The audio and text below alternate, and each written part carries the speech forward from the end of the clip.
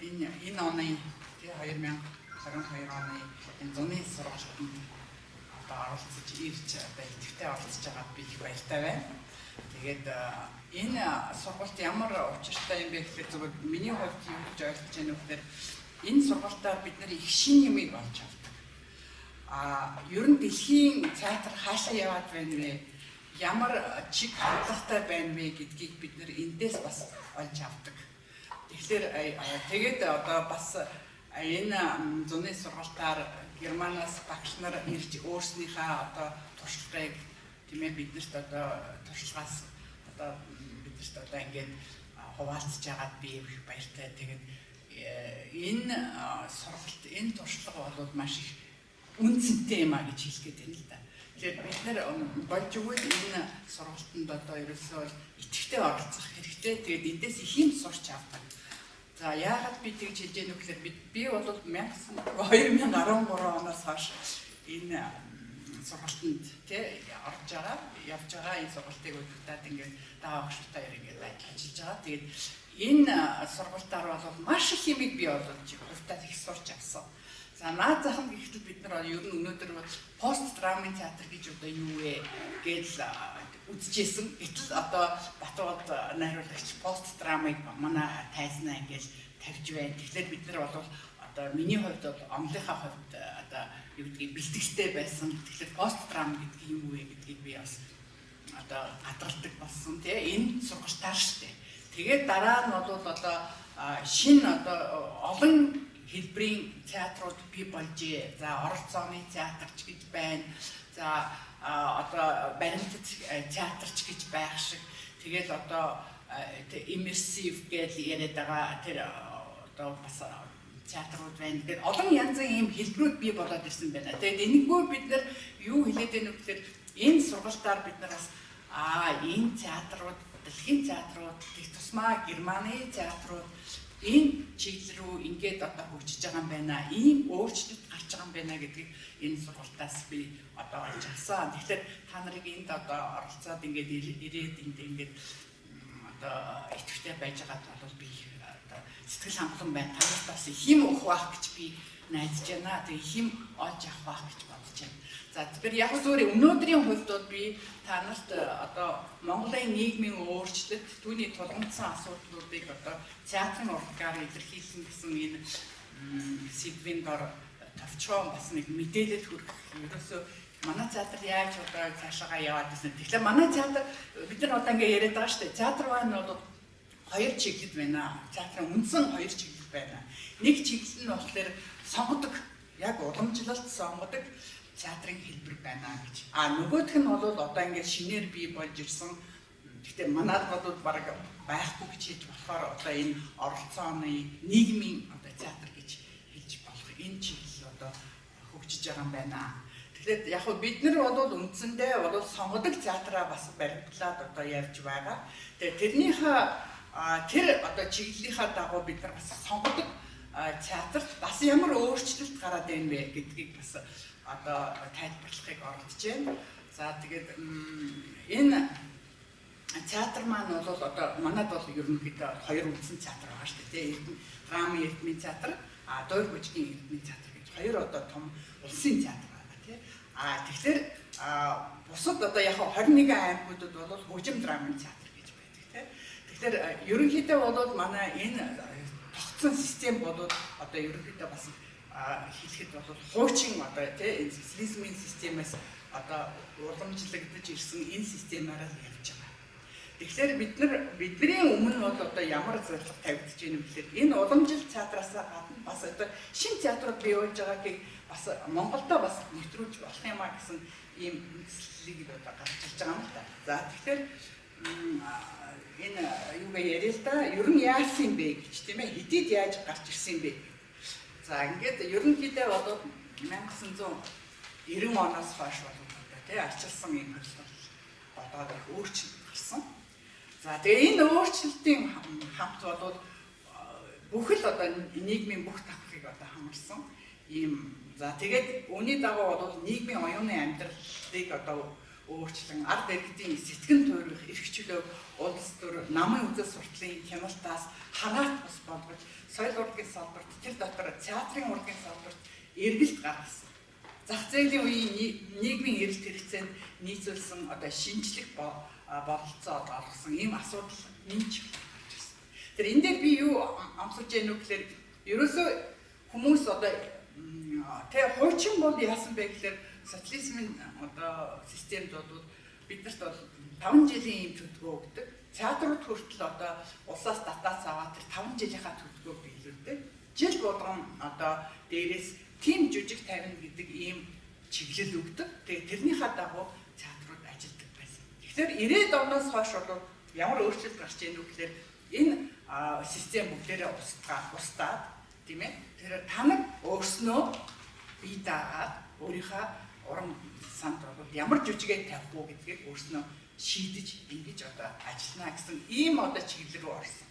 Тэгэхээр мэдээж хэрэг 90-ад оноос хойш бол эхэлж одоо яаж явах вэ, яаж хөгжих вэ гэдгээ бол хэн ч ерөнхийдөө мэдэхгүй, ер нь мэдлэг хомс, тэгээд ер нь яаж цаашаа хувь театр тийм ээ эдийн засгийн хувьд өөрснийгөө авч явах вэ гэдэг энэ асуудал бол маш их хүндээр туссан. Нэг үе бол театр бараг хаалтгаад өгсөн. Яагаад гэвэл жүжигчид гараа явсан. Яагаад гэвэл орлого байхгүй тийм ээ театр жүжиг тавихлаар үзэгчид үзэхгүй. Яагаад гэвэл үзэх тэр юу нөхцөл нь бүрдэхгүй. Яагаад гэвэл юу нь чухал байсан бэ гэхээр өнөөдөр тасгам чухал болсон байсан. Тэр оюуны хэрэгцээ нь бол 2 дугаарт тавигдсан байсан. Учираас тэр одоо хүмүүс бол яасан бэ гэхээр жүжигчид ядангуяа энэ театраас гарсан. Одоо тэгэл нөгөө юу бэ өөрөө тийм ээ одоо 8-нд гарсан их тийм. За их цөөхөн хүн одоо болж ирсэн. Тэгээд яг нь 90-ад оны дундаас ерөнхийдөө байдал тий ер нь арай жоохон өөр болоод ирэхлээр бол эргээд одоо уран бүтээлчид театр дугаа орж ирж ирсэн. Ийм удаа би тэр байтугай одоо яаж дорд самбуу захирал бол одоо театраа авч явахдаа бол яах вэ гэхээр мөнгө байхгүй. Тэгээд байсан одоо хувийнхаа юмнуудыг зараад одоо тий жүжигчдэд цалин болгож өгч ирсэн. Театрынхаа телевизийг хүртэл одоо зараад тийм ээ машиныг хүртэл зараад ингээд жүжигчдэд цалин олгож исэн ийм хэцүү байдал бас байсан. Энийг бол та нар сайн мэдж явах хэрэгтэй. Тэгэхээр дорд самбуу найруулагч зориг гэдээ одоо та нар мэдж байгаа тийм ээ судлаач одоо том театрын дарга байсан хүн эдгээр хүмүүс бол энэ театрыг авч явах тийм ерөөсөө театрыг бүр унтраачихгүй хүн шиг ингээд аваад нуранд аваад явчихсан нуран дээр аваад явчихсан ийм цаг үе бий. Тэгээд зориг найруулагчуд яасан бэ гэхээр ерөөсөө энэ том одоо уран бүтээлчтэй театртаа урьяа. Чин жамсран жугаа байхгүй гараад явсан байсан. Жамсран жугаар дуудсан, сувдаа багшийг дуудсан тий. Ингээд том уран бүтээлчдийг театртаа дуудаж одоо театрынхаа уран сан цааш нь авч явах ийм зүйлүүд гарч ирсэн юм аа. За тэгээд яг зүгээр энэ одоо нийгмийнхаа хувьд бол юу вэ гэхээр нийгмийн оюун санааны үнэлгээнд их өөрчлөлт орсон. Тэ юу чухал уу гэдэг энэ асуудал яаж бид нар одоо энэ урлагаа хөгжүүлэх үү гэдэг дээр бол бүгд одоо ажилласан. За тэгэхээр яг үгээр уламжлалт шинжиллийн одоо хослуулах нь хэрэгтэй юм байна. За ерөөсөө энэ бол гол одоо тий соёлыг хөгжүүлэх ийм нөхцөл байсан. Ерөөсөө мэдээж хэрэг бид нар уламжлалтаа дагна, бид нар уламжлалтаа хайж явахгүй. Нөгөө талаар бол шинжилгээ авч явна гэдэг. Энэ санаа бол өнөөдөр хүртэл одоо ингээд үргэлж ирсээр байна. Тэ энэ бол сургалттай ч холбоотой, театрын үйл ажиллагаатай ч холбоотой энэ зүйл байна. За ерөөсөө уг салбар бие дааж шинжлэхдэх, шин тогтолцоог төлөвшүүлэх төрийн бодлогын үндэс тодорхой болсон. За тэгээд нөгөө бид нар одоо тэ хуучин бол соёлын яам байсан. Соёлын яам чинь одоо их олон янзаар өөрчлөгдөд тэгээд хамгийн сүүлд бол хаагдсан шүү дээ тэ. Нэг хэсэг манай уран бүтээлчид соёлын яамгүй яг бүр хаагдсан биш л дээ. Соёлын яам бол одоо боловсролын яамны харьяа болсон тэ. Боловсрол соёл шинжлэх ухааны яам гэдэг ийм нэрээр одоо явж исэн. Тэгэхээр ерөнхийдөө бол боловсрол нь давмгайлаад энэ яамны чинь те соёлын энэ урлагийн бодлого бол дандаа хойш тавигдчих. хоёрдугаар тавьчихжсэн ийм байгаа. Гэхдээ энэ бол бас хаягдаагүй бүр тэгээд энийг бол бас аваад явж исэн. За театрын тэгээд энэ одоо бодлого бас хэрэгтэй юм байна гэдэг бас энэ ойлголт бол бас шинээр гарч ирсэн. За театрын үйл ажиллагаанд санхүү эдийн засгийн хувьд тэр урын сангийн бодлого төлөвлөлт чанар чанцааны хувьд тэр шинэлэг зүйлүүд одоо их гарсан гэж. За энэ дээр би юу ярих гэдэг нь вэхээр одоо энэ төрийн шинэ бодлого урлагийн салбарт яасан гэхээр одоо ингээд нөгөө соёлын яамгүй байгаа учраас одоо уран бүтээлчид ерөөсөө одоо эдгээр соёлын тухай хуулиа шийдчихъя тийм ээ. Монгол улсын төрөөс баримтлах соёлын бодлого гэдгийг одоо бий болгоё. Соёлын үгийг хамгаалах тухай хууль гэдгийг одоо бас бий болгоё гэж ингээд одоо ажилласан. Тэгээд энэ одоо сайхан олон хуулиуд одоо тэндээс нэлээд олон хуулиуд бас одоо тэрнээс хойш одоо 2000 он хүртэл бий болж ирсэн. Тэгэхээр энэ хуулиуд бол батлагдсанаар ер нь цаашаага Монгол улс Монголын театр хаашаа явах вэ гэдэг энэ асуудалд одоо энэ хуулиуд бол их тус дэмжлэг болсон юм аа гэж. За соёл урлагийг шинэ нөхцөл байдалд хөгжүүлэх эрх зүйн суурь тавигдсан тухай судлахад одоо эрх чөлөөт байдал, олон ургалч үзэл болон ил тод байдал бий болохоос гадна ардын ба үндэсний сонгодог ба язгуур урлагийг зохистой хослон хөгжүүлэх үндэс бий болсон гэж тийм. Тэгэхээр энэ зохистой холбож энэ бүгдийг хөгжүүлнэ гэдэг энэ санаа бол одоо гол шугам байна шүү. Тийм ээ манай одоо урлаг театрын бүхэл урлагийн одоо гол шугам болсон. За тэгээд үр дүн нь өнөөдөр одоо харагдаж байгаа шүү дээ. Та нар бол одоо сайхан соёлын яамтай болчлоо. За тэгээд соёлын яамнаас их олон арга хэмжээнүүд зохион байгуулагдаж байна. Хамгийн сүүлд гэтэл одоо энэ соёлын өвийн наадам болоод байна шүү дээ, тий? Монгол улс даяараа ийм сайхан зүйлүүд бий болох юм үндэс тавигдж ирсэн. За соёл урлагийн салбарыг зах зээлийн зарчмаар хөгжүүлэх, төрийн болон хувийн холимог өмчийн байгууллагуудыг хөгжүүлэх, шударгаар өрсөлдөх нөхцөлийг бүрдүүлэх асуудал нэг чухлаар тавигдсан. Тэгэхээр өрсөлдөөний асуудал чухал байхгүй тий? Уран бүтээлчид өрсөлдөж ажил одоо хэн сайн бэ гэдэг нь гарч ирэн тодорно тий? Тэгэхээр ийм одоо зарчмуудыг одоо гол чухал болгож ирсэн. Ерөөсөө улсын театр байна. Улсын одоо театрын хамтлагууд бий болж ирж болно. Бас одоо хувийн одоо тийм ийм хамтлагууд театр бий болж ирнэ гэсэн ийм болцоотой байна гэсэн энэ санааг чухал тавьчихсан байсан.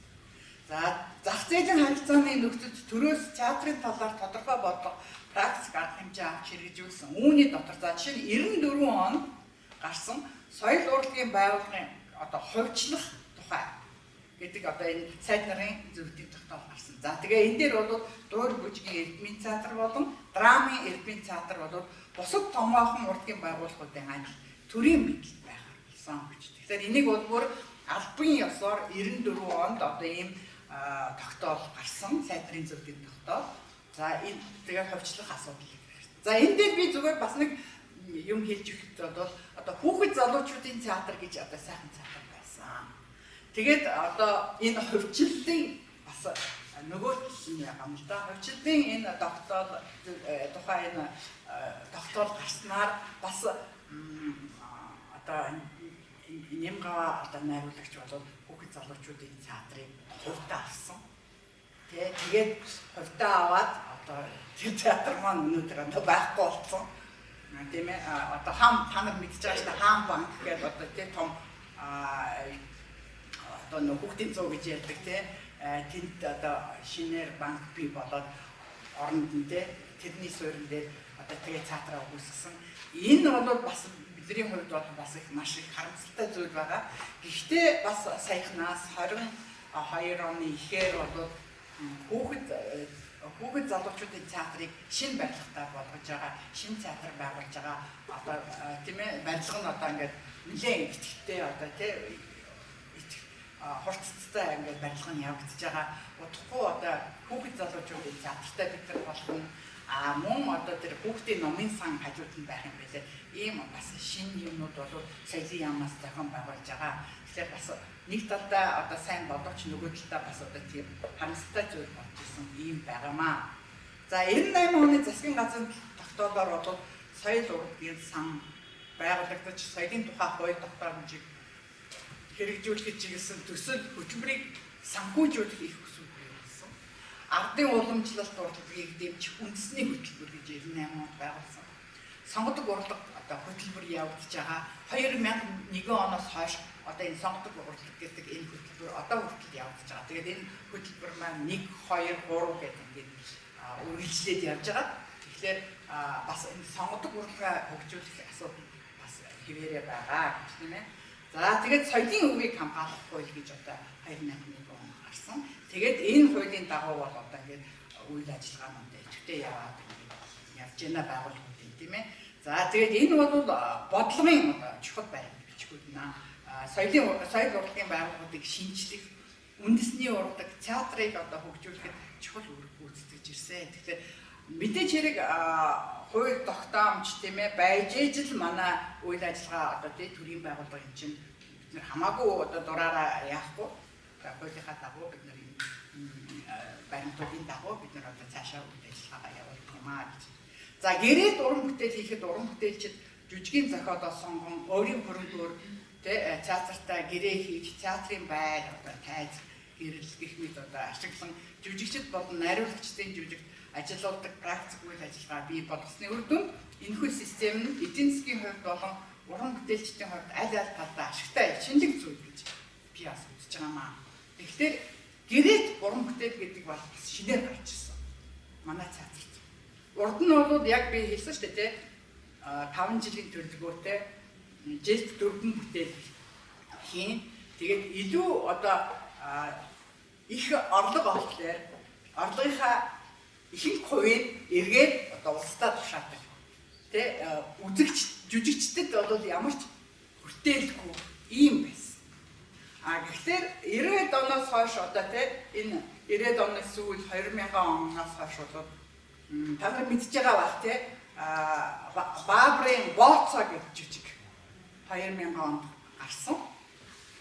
Тэр Бооцоо гэдэг жүжиг маань болохоор яасан бэ гэхээр гэрээт жүжиг.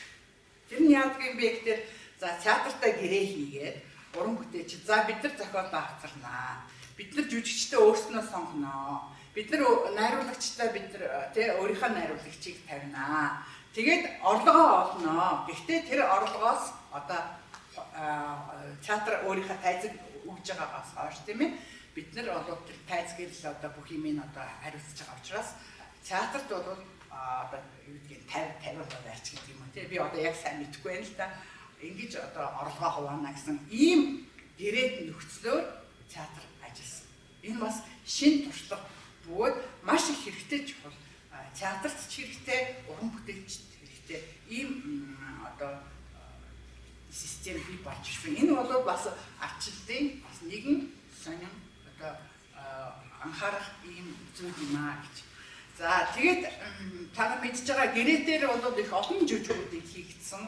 Хамгийн сүүлд гэхтэл одоо та нар мэдж байгаа тамаггүй төр гэдэг одоо энэ жүжиг байгаа тийм.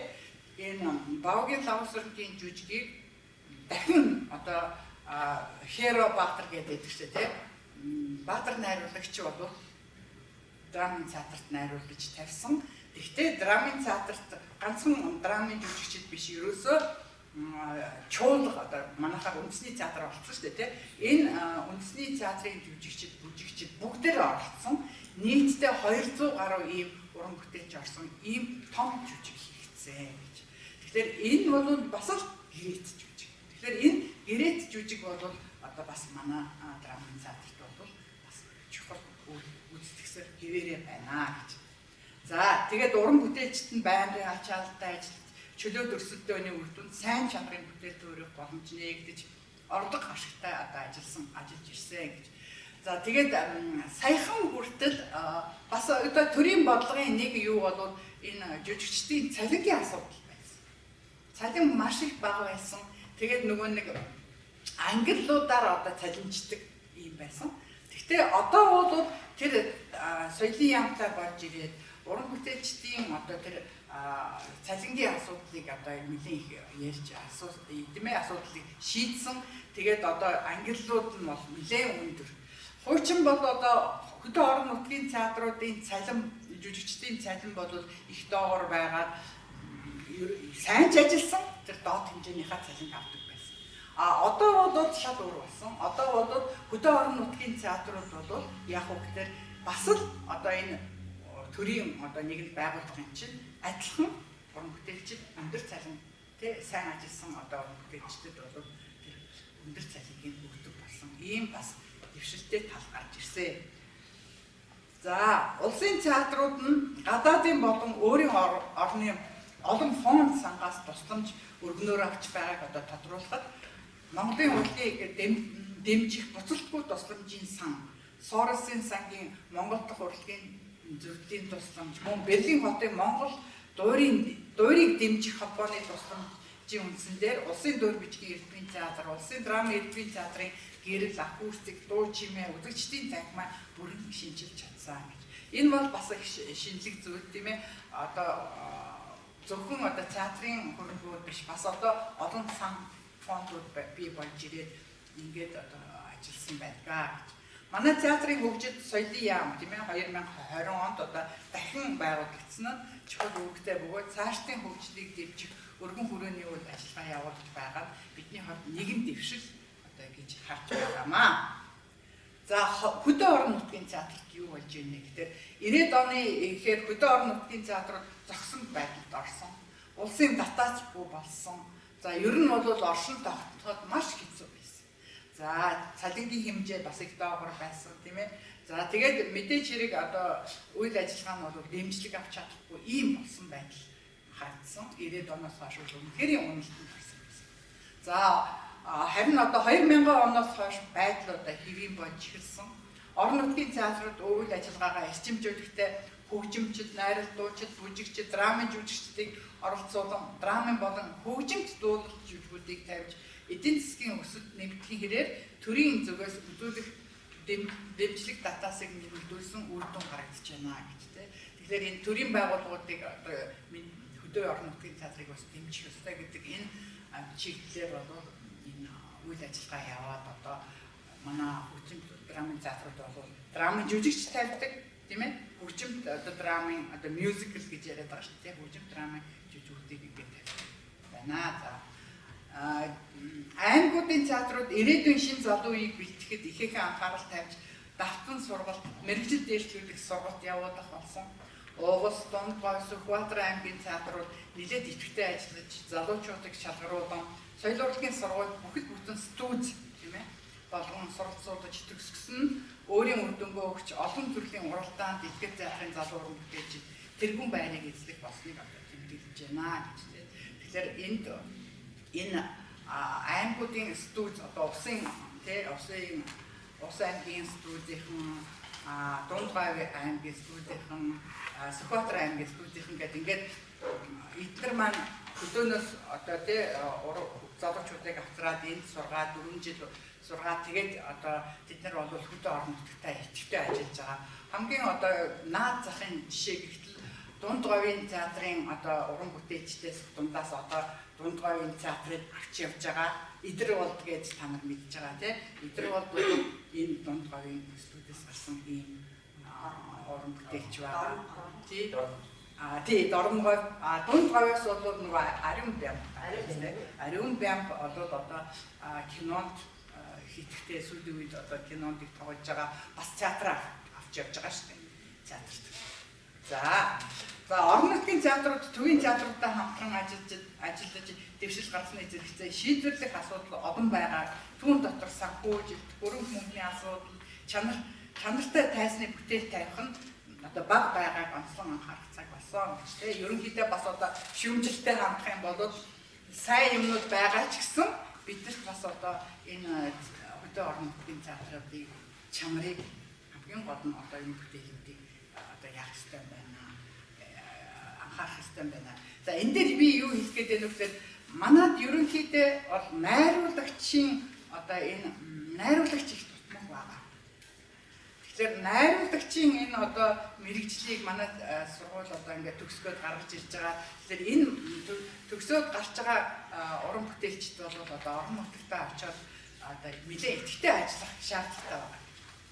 За би бол Өөр хангай аймгийн одоо та нар мэдж байгаа тийм Өөр хангай аймгийн театрыг бол хэн удирдах гэж нөхлөөр өнөөдөр даш зэвгээ та нар мэдж байгаа шүү дээ тийм манай сургуулийг төгссөн жүжигчин найруулагчийн ангиар төгссөн энэ залуу бол нэлээд идэвхтэй ажиллаад 2020 оны нөгөө юугээр бол гигэмүсаагаар бол уран бүтээл нь одоо пост драмын бүтээл Өөр хангай аймгийн тийм хөгжим драмын театрын тавиад одоо гран при авч ирсэн.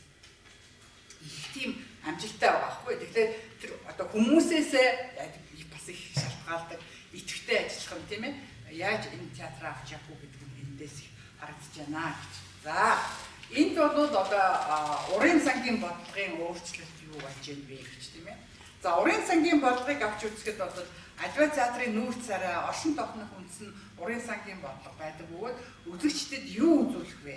Ямар чиглэлд баримтлах вэ? Яавал өнөөдрийг тайснаа тусрах вэ? Цаг үеэ яаж мэдрэх вэ гэд зэрэг асуудлыг театрын урын сангийн бодлогоор шийдэж байдаг. Тийм ээ.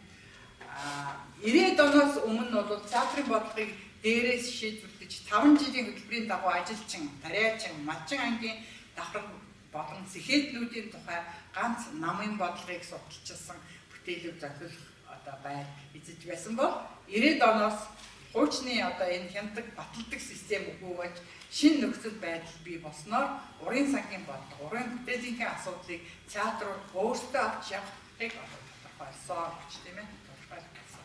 Тэгэхээр урын сангийнхаа бодлогыг урд өмнө бол тэр яамнаас өгдөг тэр чиглэлийг одоо харж исэн бол одоо өнөөдөр уран бүтээлийг өөрснөө хариуцж хийж байгаа гэж. За тэгээд шинэ цаг үед бол театрын тайзнаа урд өмнө одоо хориотой байсан энэ одоо сэдвүүдийг авч гарч ирсэн. Энэ бол бас их шинэ юм байна.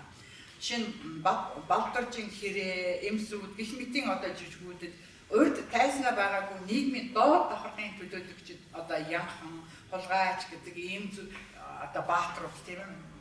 Жижигэн баатрууд гол баатар байж түүхийн цагаан тод буюу хэлмэгдлийн сэдв нийж одоо тооцогдсон баясгалангийн одоо өрлөг жаншны хүчил инх бол баатрын одоо амьдрал чиглэлд хөр базарын жаргаагүй нар гэдэг одоо энэ хэлмэгдэлтэй холбоотой энэ сэдв бол чухал ийм бас шинэ сэдвийг тайзнаа гаргаж ирсэн байна. За засгийн газраас 2002-2008 онд хэрэгжүүлсэн сонгодог урлаг үндэсний хөтөлбөрийг баталж улмаар сонгодог урлагийг төрийн хэмжээнд үйл ажиллагаагаар дэмжиж үндэсний соёлыг дэлхийн соёлтой хослуулан уран бүтээлчдийн чанар дэвшлүүлэх зорилтыг тавьсан. Тэгэхээр сонгодог уран бүтээлийг одоо сонгодог одоо жижиг зохиолчдыг одоо тавих болсон тийм ээ. За энэний одоо үндсэн дээр бол дэлхийн соёл уран бүтээлчдийн одоо уран зохиолын голдлоо одоо орсноор одоо дэлхийн тийм ээ 90-ад оноос хойш бол 20-р зууны гол сэтгчдийн сонгодог жүжигүүдийг тавих боломжтой болсон тийм ээ. Жишээ нь Тагурын жүжиг байна тийм ээ. Лоркаг тавьсан тийм ээ цус туурын байна. Сартрын одоо оршуулгадаагүй үргэлж хэсэгдэрийг тавьсан. Онилийн одоо тамын дурлал жүжиг байна тийм ээ. Тенниси Уильямсийн жүжигүүдийг одоо тийм ээ тавьсан одоо Тенниси Уильямсийн трамвай хүслийн трамвай гэж тийм жүжигүүдийг одоо ингэ тавьсан. Тэгэхээр урд өмнө нь бол энэ одоо сонгодог жүжигүүдийг тавих боломжгүй байсан. Яг л энэ бол хөрөнгөтний үдэл суртлын энэ жүжигүүд бол манад ерөөсөө нийцэхгүй. Бид нар бол зөвхөн одоо Оросын тийм ээ Орос зөвлөлтийн одоо жүжигийн зохиолчд буюу одоо үндэснийхээ жүжигийг л ерөнхийдөө 50 гэсэн ийм ойлголт. Тэгэхээр энийг бол одоо өөрчилсөн. Тэгээ энэ Монголын зохиолчдын бүтээлийг тайснаа тавих нь театрын зорилгын үндсэн чухал одоо чиглэл байсаар ирсэн. Байсаарч байгаа одоо театрт одоо энэ эрх зүйн тий одоо энэ юу гэдэг жүжигүүд нийгэм ахуйн байдлын жүжигүүд модерн жүжигүүд гэсэн одоо энэ үндсэн төрлүүд бий болж одоо театрууд бол тэр одоо гурван тийм ээ чиглэлээрээ ингээд явж байгаа гэж. За энэ бол ерөнхийдөө сонгодог театрынхаа хувьд би ярьлаа л да тий драмынхаа театр. Тэгэхээр за Монголд одоо альтернатив театр байгаа мүү? Ер нь альтернатив гэж одоо юу вэ гэхлээр чинь ер нь бол альтернатив гэдэг чинь бол бусад өөр сонголтын гэсэн үг шүү дээ. Сонголтын театр байна уу? Тэ өөр театр байна уу гэсэн үг шүү. Тэгэхээр 90-ад оноос хойш Монгол бий болсон шинэ үзэгдлийн нэг болох хувийн театр гэж нэрлэгдэх хошин урлагийн инээдмийн зүүц, өнгөт инээд, шинэ үе, мөрөөдлийн театр одоо хамтлагуудаас гадна black box театр үйл ажиллагаагаа явуулж байна. За хошин урлагийн театр байгуулагдсанаас одоо хойш бие даан хөгжиж за Азтай Бадарчин гэж та нар санаж байна уу? Одоо бас байна. Санахгүй ч гэж мэдгүй ч гэж байна. Азтай Бадарчин гэж одоо наадам анх одоо хошин урлагийнхны дунд одоо явагдаж ирсэн. За энэний үр дүнд бол инээдмийн түүц гэж одоо хамтлаг байгуулсан. За тэгээд тэр үедээ одоо инээдмийн түүц нэртэй байсан. Тийм ээ. Одоо бол X зүгээр X гэд одоо энэ хамтлаг байгуулагдаад найруулагч найдан дорж хамт олноо чөлөөт уран бүтээлчдийн нэгдэл маягаар удирдан хамтлагийн шин чанарыг одоо хадгалж чадсан бөгөөд тайз засал хувцас чимэглэлд онцгой анхааран хөгжимд хошин жүжиг тавих алхам хийсэн нь нийгмийн түүцийн одоо онцлог болсон юм аа. Энд хошин урлагийн одоо хамтлагуудад зориулсан зохиол ховор шүүмж судлал байхгүй бас одоо шүүмжлэх хэрэгтэй гэж тийм. Одоо хэрнээ одоо 20 он болчлоо шүү дээ тийм. 22 он гэхэд бол манад энэ хошин жүжигийн зохиол байхгүй бас их одоо яригтай бас асуудал үндсэн ийм сэдв байгаа. Хоёрдугаарт бол ер нь бол энэ хошин жүжигийг одоо шүүмжилдэг тийм ээ. Ямар бүтээл хийчвэ? Энэ уран бүтээлчдийн одоо энэ одоо олон янзын юунууд үзүүлээд шүү дээ. Entertainment, performance үзүүлээд шүү дээ. Тэгэхээр тэрийг одоо шүүмжилдэг, тэрний тухай бичдэг одоо ийм бас судлаачид одоо хораахан гарч ирээгүй би бас одоо бас имзэглэж байдаг юм аа.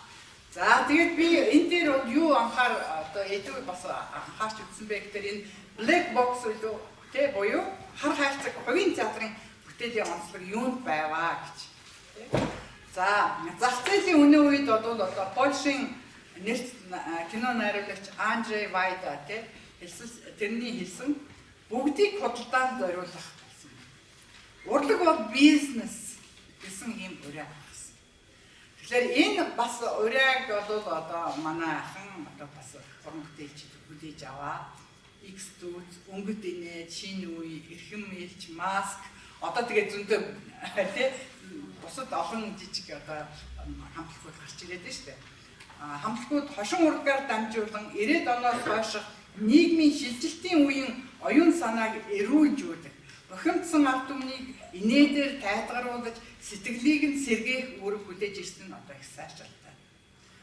Бас их чухал үүрэгтэй байсан баггүй дөнгөж гарч ирээ те. Тэгэхээр бохимдалтай нийгмийг одоо бүгдийг ингэж эерэг болгох энэ тал дээр бол гол үүрэг үүсгэсэн гэж би боддог үздэг.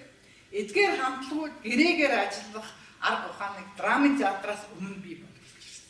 Бид нар сая ярьлаа шүү дээ. Наранбаатар бооцааг болоод 2000 онд. Тэгэхээр тэрнээс өмнө энэ одоо хамтлагууд гарч ирээд бас одоо гэрээгээр ажиллах ийм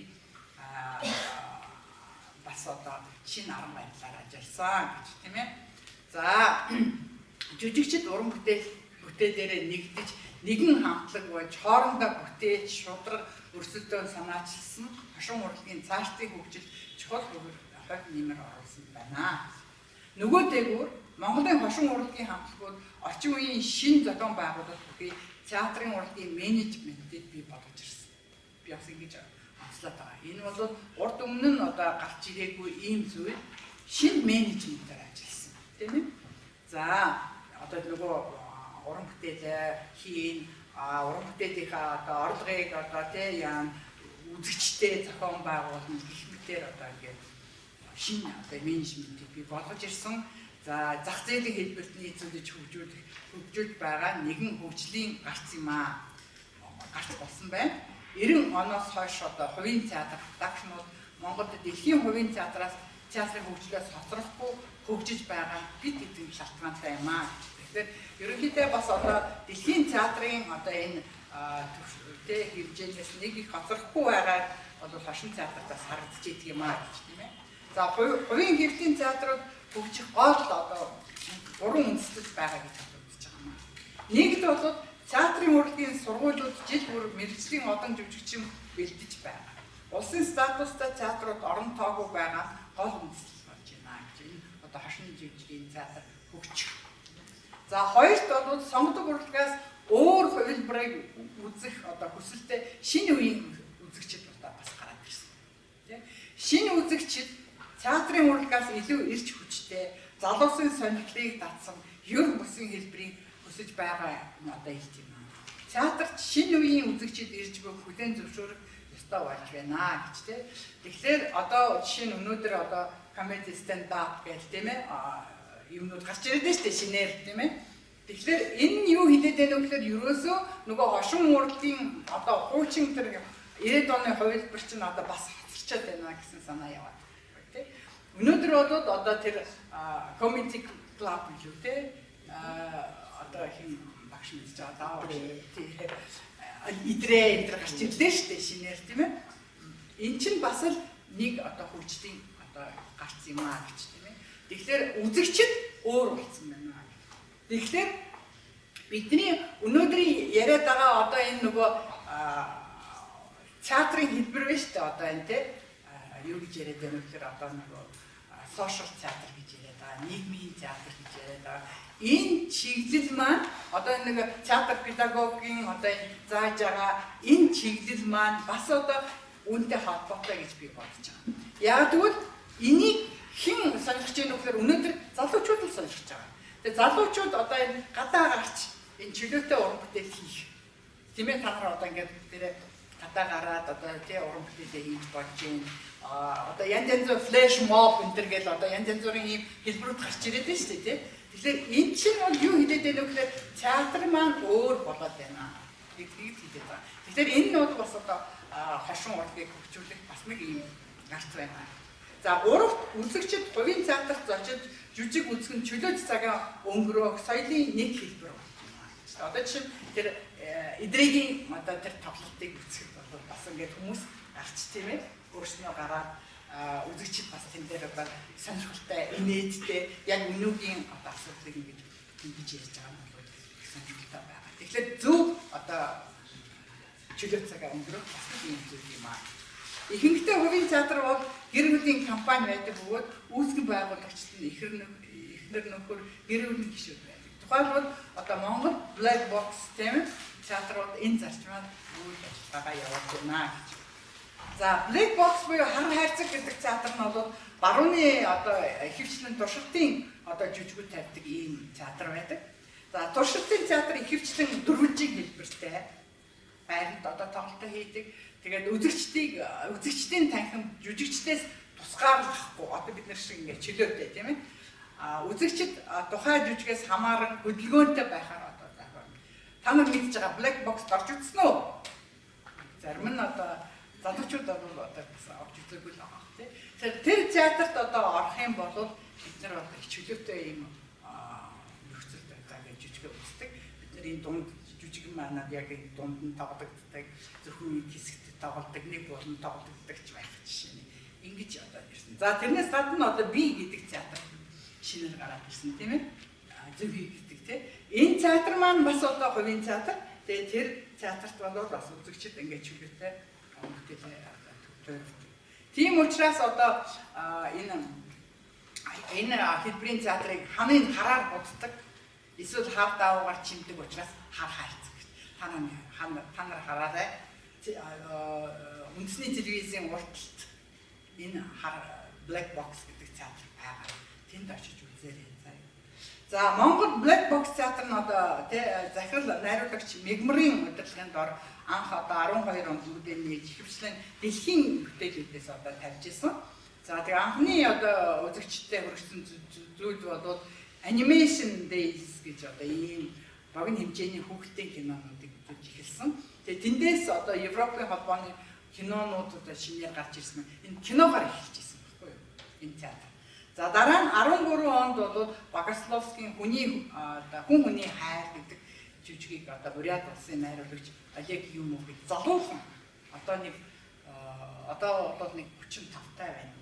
Энэ найруулагч энэ театрыг одоо анх бас энэ драмын чиглэл рүү хөтлсөн ийм хүн байгаа. За тэгээд энэ 14 онд гэхэд л одоо Эжен Ионеско Францын одоо Эжен Ионескогийн сандлуу, хэрснүүд тийм ээ. Японы одоо зохиолч Рунеско Агутагавагийн ширэнгэнд, Швейцарын зохиолч Фридрих Дюренматын адагтай айлчлалт, эмгэнэлт инэдмийн жүжиг, Английн зохиолч Сара Кейний солиорол тийм ээ. Францын зохиолч Жан Коктогийн хүний дуу хоолой ийм жүжигүүдийг одоо манай энэ Black Box театрт тавьсан. Энэ одоо шинжилгээг авчирсан. Энэ бол юу вэ гэхээр ерөөсөө экзистенциализмын одоо энэ чиглэлийн жүжигүүдийг тавих болсон тийм ээ. Шинэ абсурд жүжигийг одоо Монголын тайснаа авчиж ирсэн. Ийм театр бол бас энэ Black Box театр юм аа. Тэгэхээр энэ Black Box театр бол манай театрт бас их одоо театрын урлагт бас их чухал хувь нэмэр оруулж байгаамаа гэж. За тэгээд одоо юу байна вэ гэхээр ерөөсөө үзэгчд одоо тий танхим дотор бол үзэгчдийн сандлууд байна. Сандлууд нь ийм төмрөөр хийсэн. Та нар мэдчихэж байгаа тий. Төмөр сандалтай.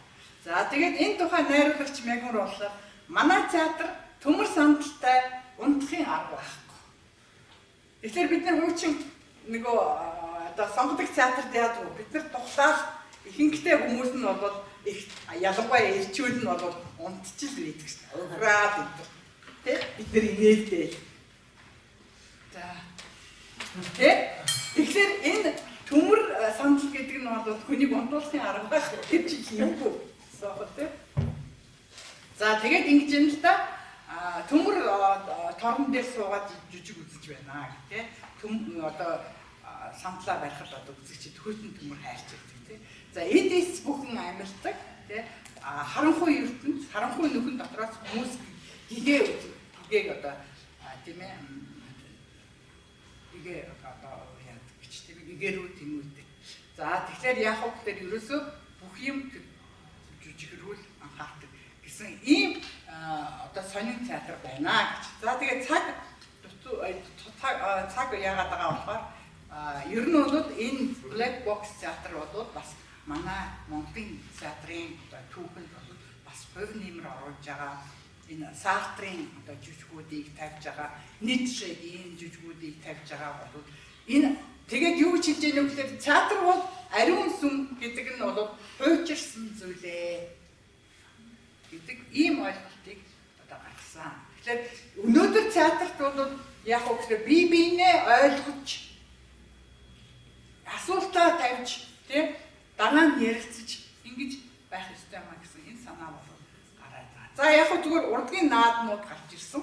За энд бол олон янзын урлагийн наадмууд та нар мэдж байгаа. Хамгийн одоо энэ Антон Павлов Чеховын наадамч гэдэг тий олон наадам байна. За энэ дотроос бол Гигемоза гэдэг наадмыг би зүгээр онцлох гэсэн. Энд бол одоо 2002 оноос гарч ирсэн театрын наадам. Энд бол 16 дахь удаага зохион энэ жил одоо зохион байгуулагдсан. Тэгээд олон улсын ийм том наадамд одоо уран бүтээлч оролцож ингэж ирсэн их сайхан зүйл.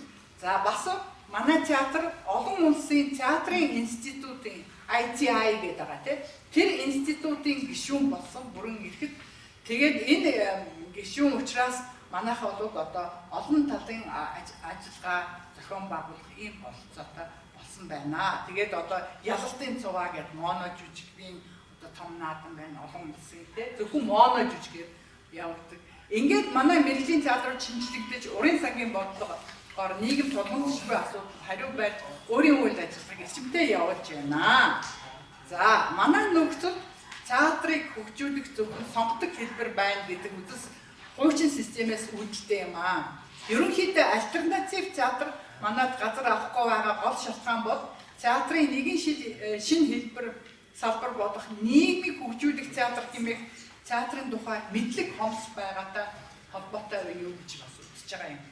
Соёл урлагийн сургуулийн одоо театрын урлагийн сургууль болон UrbanNomads одоо холбооны бүгд найрамд Герман улсын одоо тийм ээ байгууллагатай хамтраад 10 жилийн турш хэрэгжүүлсэн төслүүдээр мэргэжлийн багш нарыг урьж одоо хичээл заалгаж их зүйлийг сурч авч байгаа нь нийгмийн театрыг хөгжүүлэх үндэс суурь боломжууд байгаа одоо ирж хах тийм ер нь байна уу манайд боломжтой юм уугүй юу Монгол хөрсөнд суулгах бололцоо той гэдэг одоо үндэслэлээр тийм бололцоотой гэж харуулж байгаа бөгөөд манай одоогийн нийгэм өгөөж өгөх бүрэн үндэстэй юм аа. Энэ театрыг хөгжүүлэх бүрэн үндэстэй юм аа. Тийм учраас эндээ та нар одоо оролцож байгаа бүхий баяртай байна. Энийг цааш нь та бүхэн л хөгжүүлнэ дээ. За анхаарал тавьсан баярлалаа.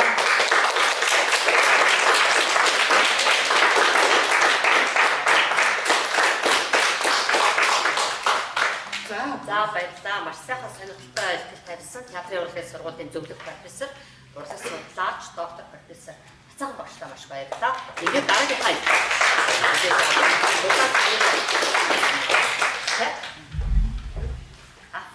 За ингээд та бүхэнд одоо би том удахгүй Лукас Миллер багш өөрийнхөө талаарх ингээд нэг хувийн мэдээлэл ихтэй танилцуулсны дараа нөгөө үзүүлжсэн яваа.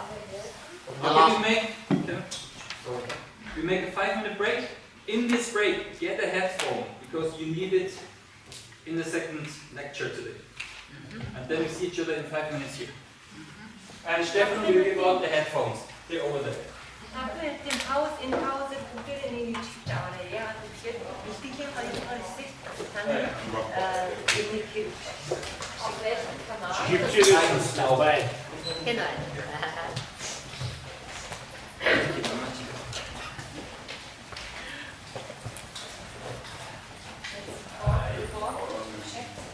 You don't understand? No, but right now I will translate some Okay. I could understand some English words, so like box. Like box or Yeah. And I could read the numbers on your folios. The numbers like 1990, 1998. Okay.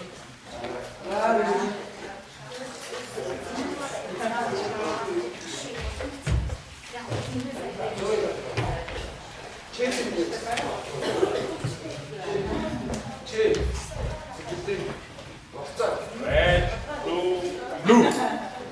Channel number 1, we need the blue one. Just one more. Blue.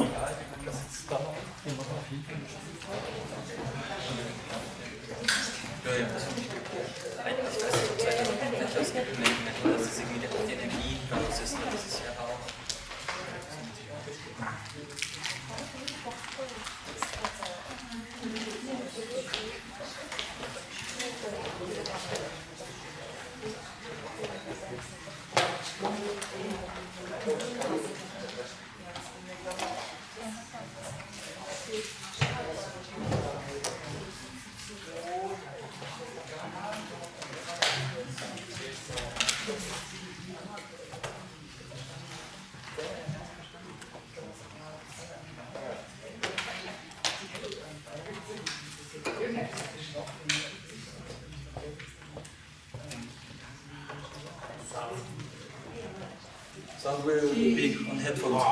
Yes.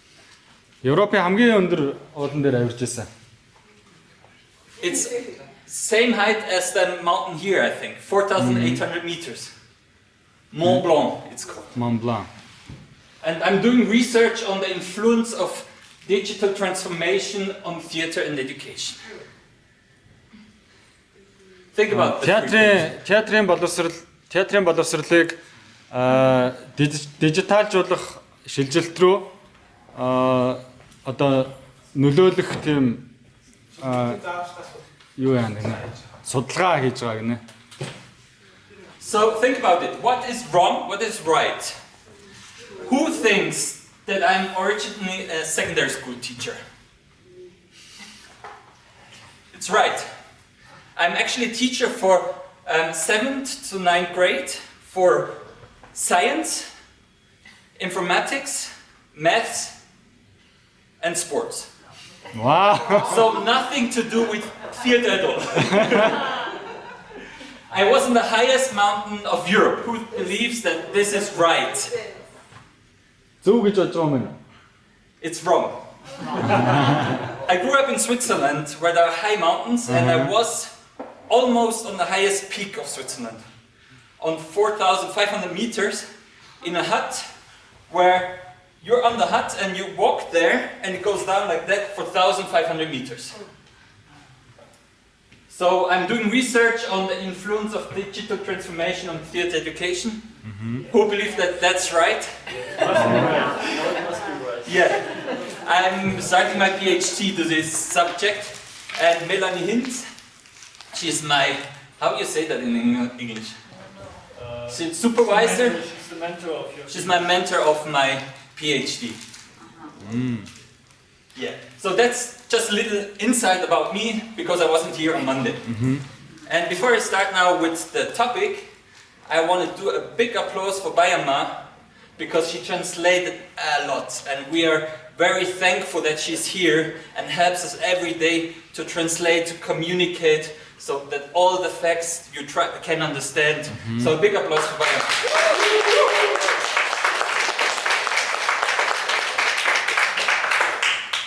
And now you can also hand out the script. I didn't give it to you because the solutions were already on the script.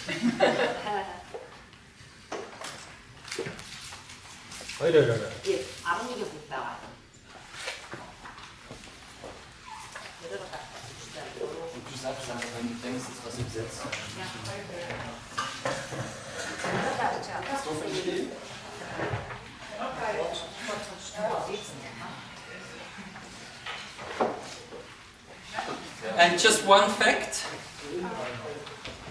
the headphones, we will watch 4 movies. And there is subtitle in Mongolian, I did that, and Bayama translated it for me. But that you still can hear the sounds, I always tell you when to put on your headphones. За хизээ чөвчөө зүөхийг нь би хэлж өгнө. Okay, so what am I going to talk about today? I'm going to talk, let's look at the title again, about audio walks, so what we do with you together as a participatory, interactive, immersive performance format. That sounds quite complicated. And I'm trying to explain in my presentation, in my lecture, what I mean with interactive, immersive. So we try to dive a bit into the theory of those topics. За энэ сэдвүүрөө хамбаж орцгоё. So that's me. You can see me here just standing in front of a big steel oven. I was here. You know what a steel oven is? Гангийн metal, yeah?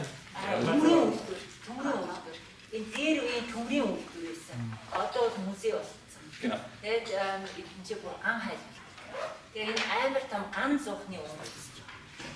I went to this museum last June, and when we came to the entry, this lady asked us, do you want to go by yourself, or do you want an audio guide? And we said, yeah, well, we want an audio guide that explains us at stations in the museum things and stuff about the museum.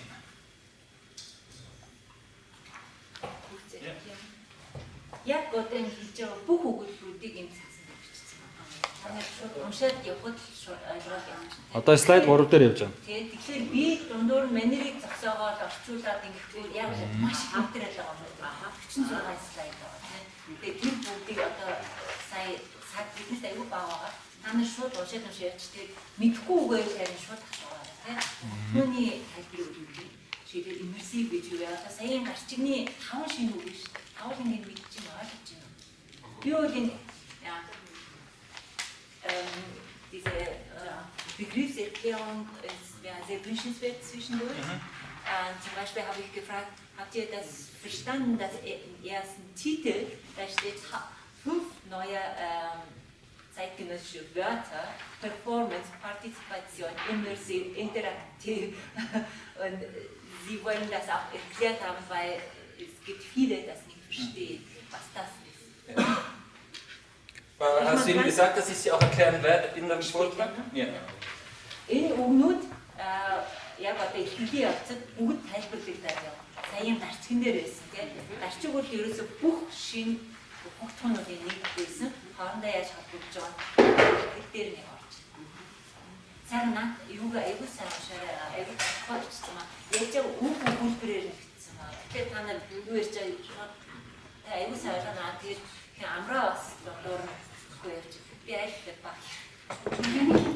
So this lady gave me a smartphone with an app on it.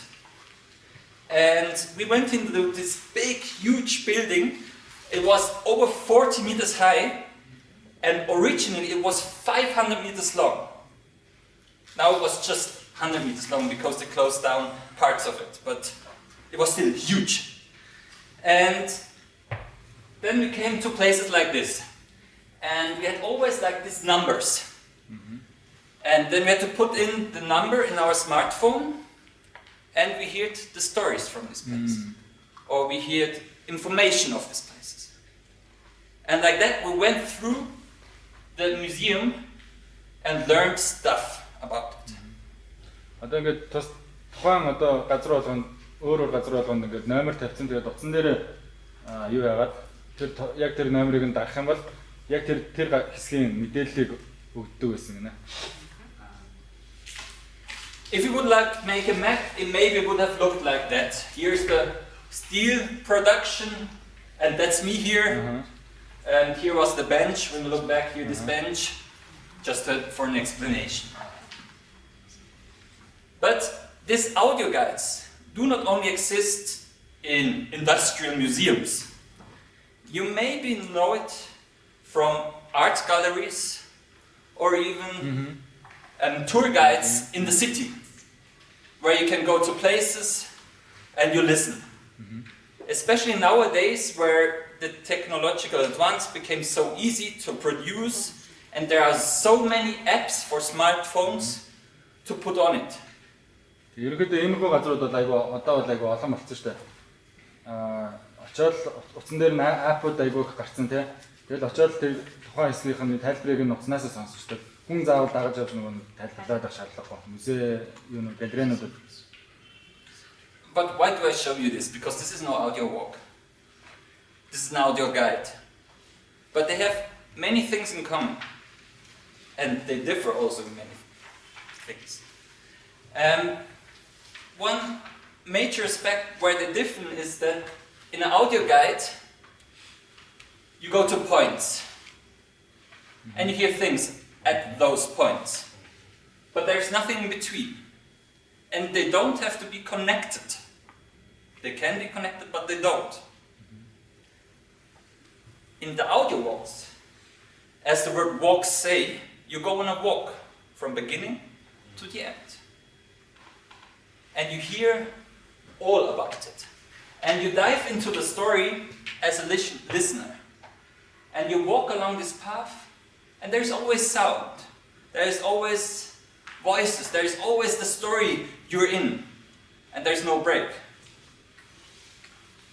Одоо нөгөө яг энэ музейн галерейн юм тайлбарууд байдаг шиг ямар аудио walkтай яаж адилтгаад байж болох юм бэ гэхээр яг ингээд тухайн цэгүүдэд юу вэ те цэгүүд дээр адилхан байна. Гэхдээ тэр нэг одоо номероос нөгөө номер шилжих хооронд тэр галерейд бол юу ч байдаггүй те. Эсвэл хоорондоо холбоогүй байх жишээтэй. Тэгэхээр аудио walk болохоор нэгээс нөгөө рүү шилжихдээ заавал хөгжимтэй заавал ямар нэгэн үйлдэл хийгээд юу гүйцэтгээд ингээд performance гүйцэтгээд ингээд явдаг гэж байна. So what we гол audio walk and audio guide. Jetzt ist die richtige Moment. Хамгийн гол нь audio guide нөгөө хөтөчтэй аудио хөтөчтэй аудио нөгөө баталгаалтай. Энэ хоёрын гол ялгаа нь болохоор нэг нь бол зөвхөн нэг цэгээс нөгөө цэг рүү цаанаас ирсэн зааврыг дагуу ингээд яваад тэр цэг дээр очиж тэр цэгийн ойр орчмыг мэдчихэл информац авч штэ. Тэгээ хамгийн гол нь бид нар формат нь хэрэгтэй байхгүй.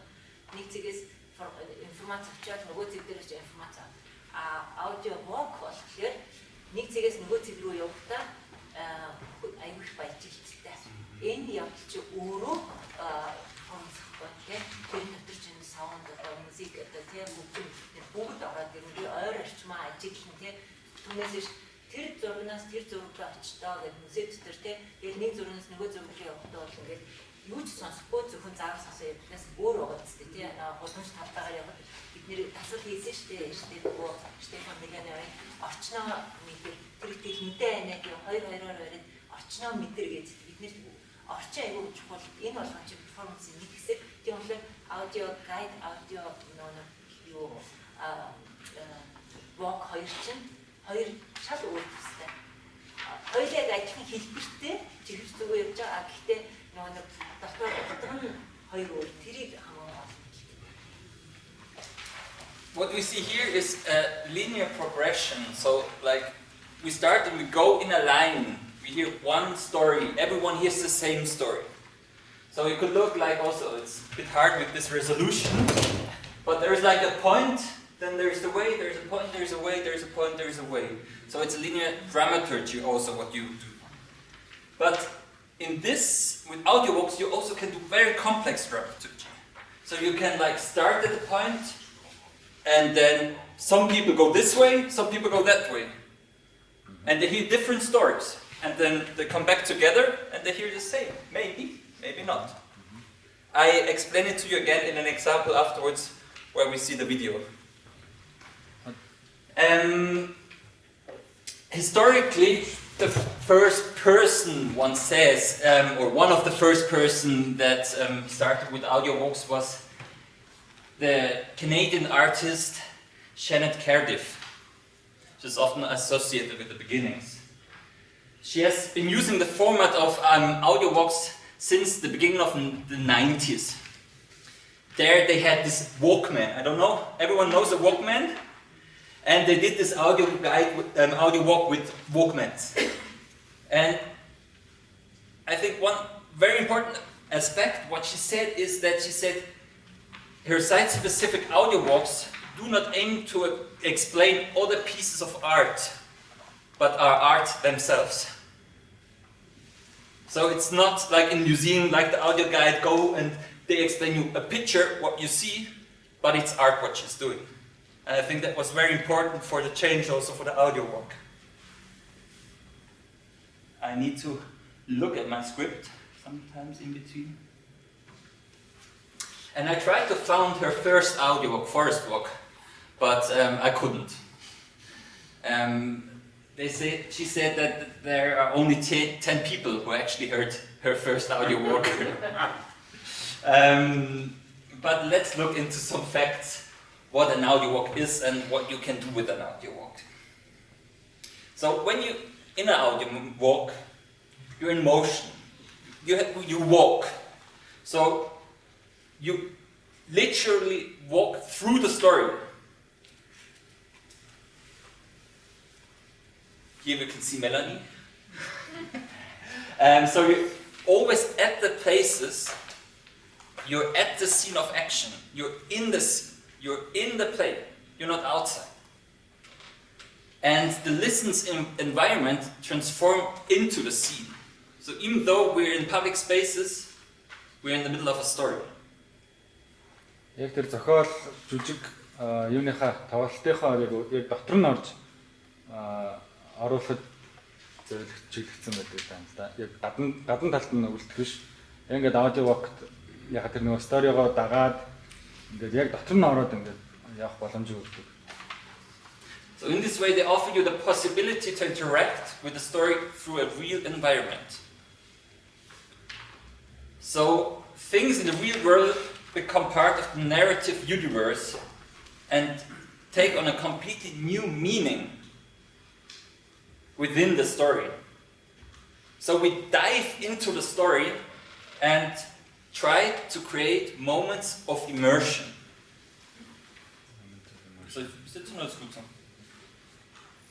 So there is a transition to another world, a new reality within the reality.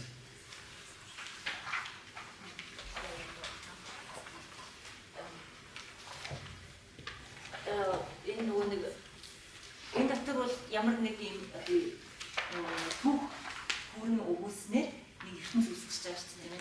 Тэгээд бид нар өөрсдөө нэг юм бодит ертөнц дотор амьдарч байгаа. Тэгэхээр бодит ертөнц дотор энэ дотор өгүүлж байгаа түүх бол бас бодит түүх. Энэ бодит түүхийг ингээд сонсоод яг тэр түүхэн дотор өөрөө оролцоод хамтраад хийгээ явж байхгүй. Тэгэхээр бодит орчин доторх дахиад бодит орчин.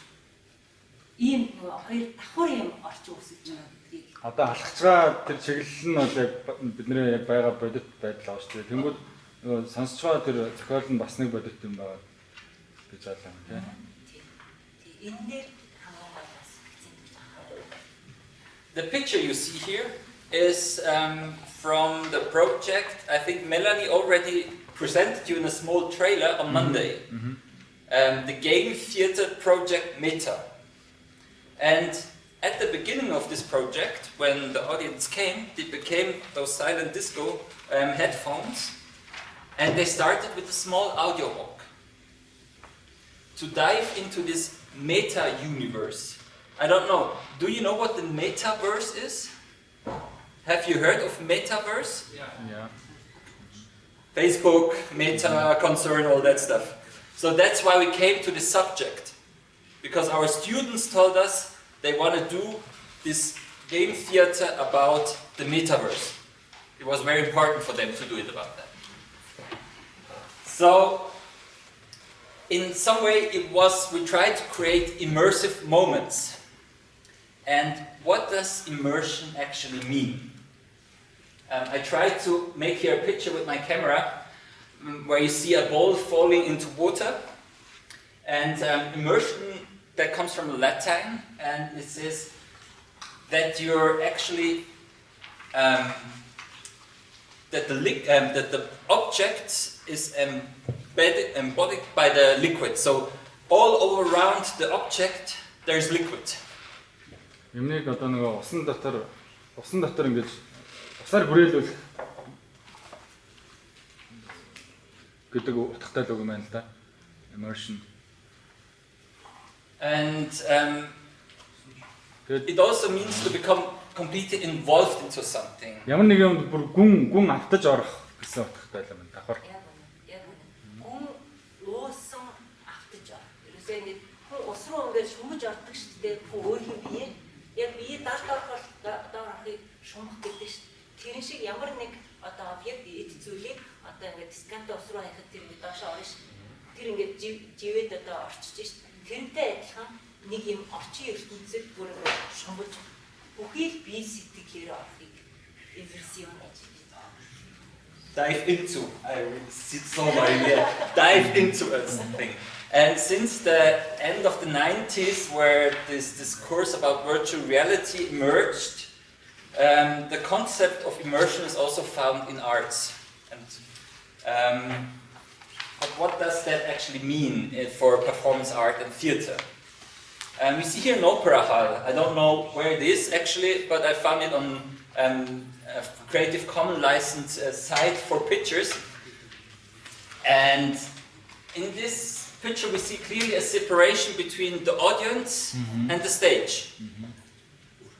Одоо энэ зурган дээр бол яг тайз үзэгчдийн хэсэг гэсэн хоёр яг ялгаатай хэсэг байгаа даа шүү дээ. So as a spectator, I look at this from the outside. I will not become part of it. I'm not getting involved. Яг тэгж одоо уус дотор нь орж чадахгүй гадна талаас нь харах боломжтой. So if we abstract this a bit, here's the audience, the ball, Үзэгчд and that's the scene or the stage. энэ тайз нь куб байна. Үзэгч нь одоо энэ бүрэг юм. In immersive spaces, we see the audience moved into this space. So we're in the scene, we're part of it. So immersed into it. Иммерсивний театр бол яг дотор нь орж шүү дээ. Иммерсив театр те яг чиглэж байгаа. Одоо яг энэ зураг их гоё. Энэ зургийг яг хараа явахад бараг тайлбаргүй ойлгохоор зүгээр үг хэлбэрийн юу аваад явчаарай. Тогтоо явчаарай. Иммерсив театр гэхлээрээ орчин дотроо өөрөө ингээ орчих юм байна. Тийм ээ. Нөгөө дөрвөлжин дотроо улаан бөмбөг маань орсон шүү дээ. Тэнгүүд орчин дотроо үзэгч бол орчиж байгаа юм. Нөгөө өмнөх манай уламж театр дээр ихнийх зурган дээр хэлсэн шүү дээ. Үзэгч нь энэ яваад тайзан энэ яваад ингээ хоёр тусдаа асуудал явуулсан тийм. Тэгээ иммерсив театр гэхлээрээ энэ хоёр дотроо орсон гэсэн. Яг энэ зурагныхаа юу харахад аюул ойлгомжтой. So to illustrate this, I brought you the beginning of our audio walk we did in our project, but not the whole part because that would have taken too long. So I cut it some part in the middle out, but just as a start to listen. So you need to take your headphones now.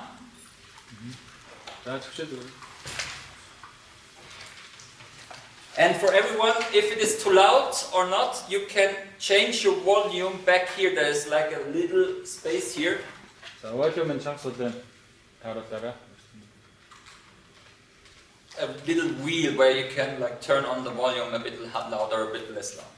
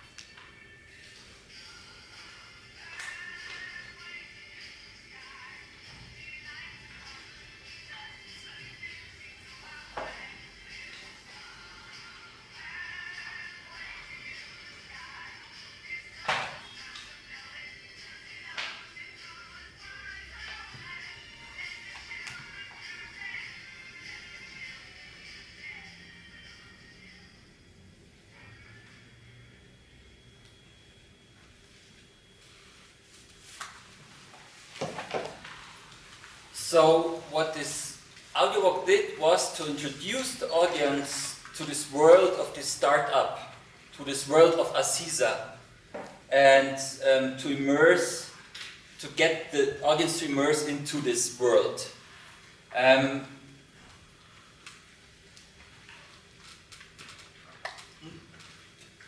Back to the three.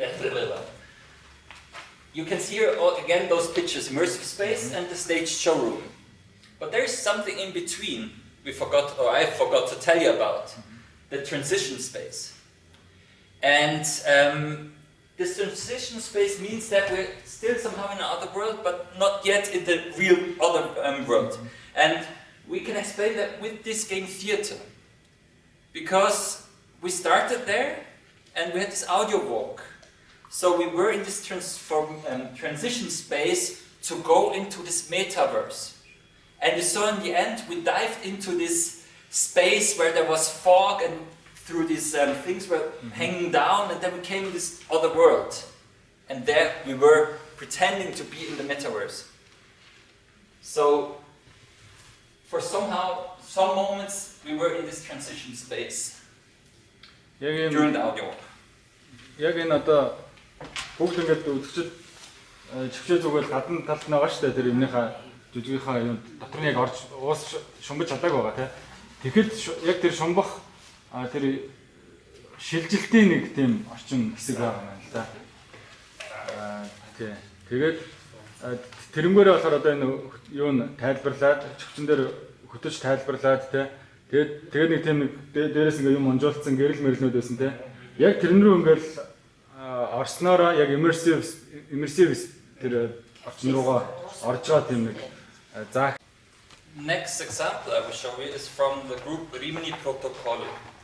They belong to the performance groups like Ligna. I think they were here, I got told. Ligna? Ole Kram was here for the Hamlet project in 2000. So one of the group was here. And Anna Kapok, and they have been producing audio walks in a free scene in Germany, but all over the world in the past years. Kurz, now I'm changing the German already. Rimini Protocol was founded in year 2000 and have since then worked in different constellations under this name. Work by work, they have expanded the means of theater to create new perspective on reality. Their audio walks often place their listeners at the center of an ambivalent experience to which they must relate. So it's a different form of audio walk we will see now than the one before. I found a documentation about the project called Remote X. This is an audio walk which was played in different cities all over the world, and they made a cut of the audio walk from I think 5 places. So do not get confused when you see different people and there are different cuts in it. It's always the same audio walk we will hear. Remote X гэдэг бүтээлийг үзэж байгаа юм. Тэгээ 5 өөр хэсэг одоо нөгөө юунуудаас 5 өөр газар энэ төр хийсэн юмнуудаас таслаад авсан болохоор битээ төрөлөөрөө хүмүүсийн солигдсон юм байна. Not yet. Remote X is about artificial intelligence, about big data, and about our predictability. And you will hear that it is no normal voice that is talking. Remote X гэдэг нь одоо хэмэл аяа ухааны тухай бидний төсөөллийг харуулж байгаа юм шиг. But let's have a look at it.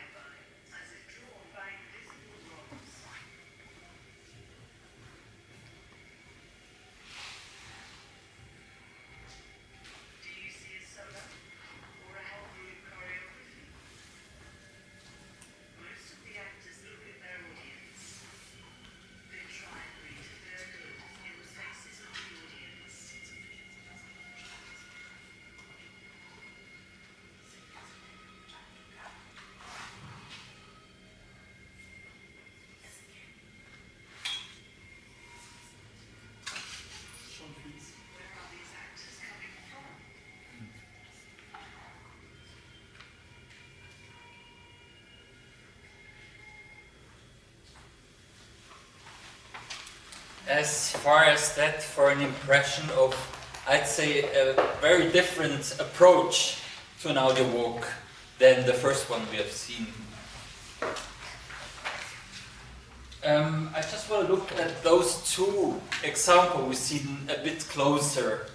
In the first example of Meta, the audience was immersed into a fictional world together with a fictional character, or this startup and Aziza.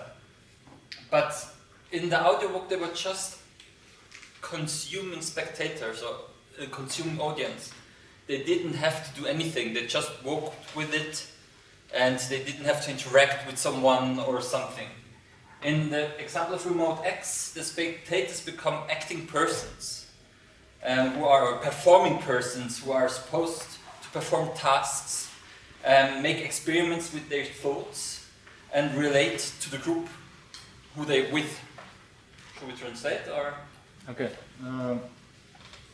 Одоо энэ хоёр жишээ өмнө үзүүлсэн нэг видеотой сүүлийн Remote X-ийг харьцуулах юм бол эхнийх нь ингээд нэг жүжигчд одоо тэд нар бол ингээд нэг жүжигчдийг хараад зохиогдсон тийм нэг ертөнц рүү ингээд орж ирсэн шүү дээ. Хоёр Remote X дээр болохоор зүгээр яг энэ үзэгчд маань өөрсдөө яг жүжигчд нь болоод өөрсдөө яг үзүүлбэртээ ороод бодоод ингээд дагаад ажиглаад явж байгаа тийм ялгаатай байна. Тэгээд энэ дээр нөгөө нэг анхаарах зүйл нь юу гэдэг студиуд үл яг ингэж ярьж байсан. Үзэгч өөрөө нөгөө нэг тоглолтын нэг л хэсэг нь болох юм тийм. Ингэж нөгөө хоёр талын харилцан уялдаатай нөгөө уран бүтээл болно гэж яриад байгаа тийм. Өмнө нь бол нөгөө манай өнөмжтэй бол нэг пассив дугаар тоглосон гэдэг байна. Тэнцээ тоглоом өгчдөг. Одоо бол тэр үзэгчдийг одоо хичүүлье тийм. Тэгээ энэ хоёрын хооронд ингээд холбоо үсгээ гэдэг бидний одоо яг нөгөө бас нэг хэлбэр нь баггүй. Хоёр хүн remote experience хүмүүс өөрсдөө зүйлийнхаа нэг хэсэг нь болсон тийм. Алан алан байгаа. Тэр өөрсдөө хамтдаа байна. So in Remote X, they were asked questions to think about. They were asked to fulfill tasks as the turning, where they had to be the binoculars and look around or dance in the street. And they were also asked to change perspective and to relate to the group.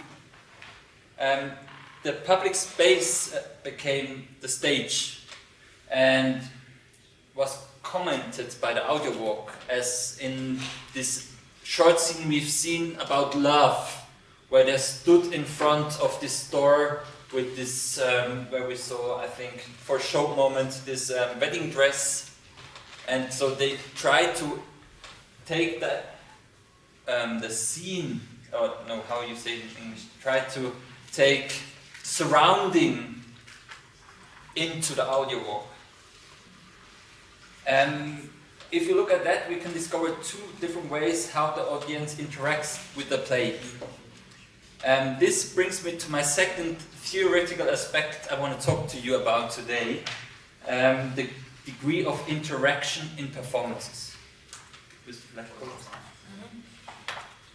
Jetzt kommst du langsam diese Interaktion. Genau. Aber das sage ich nicht nur davor, ne, dazu gekommen ist. Одоо яг бид нэр энэ хоёр тоглолтыг үзсний дараа бидний өмнөх мэдлэг дээр тулгуурлаад одоо яг үзэгч жүжигчин хоёрын хооронд хэрхэн яаж нөгөө нэг тэрийг интеракцион гэж нэрлэдэг байгаа байхгүй. Интерактив гэдэг чинь интер гэдэг чинь ер нь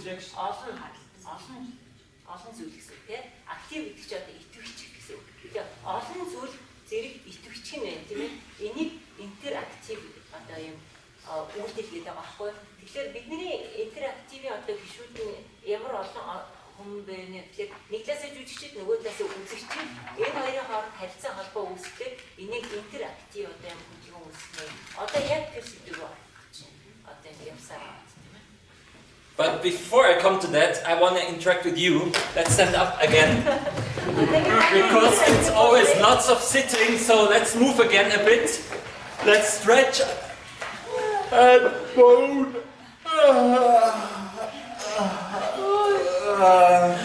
and shake for a little all your body parts in all the directions.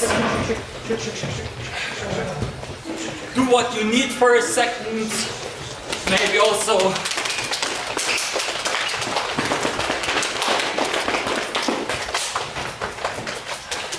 and when you're ready, you go back to your place and you sit down again.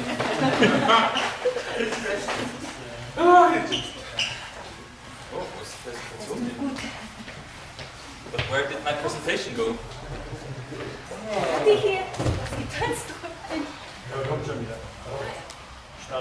Okay.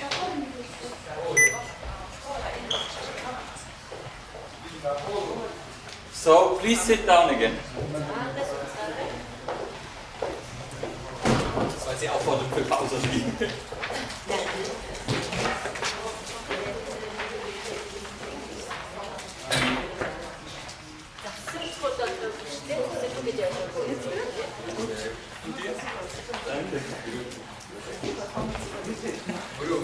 Ich kann nicht sitzen.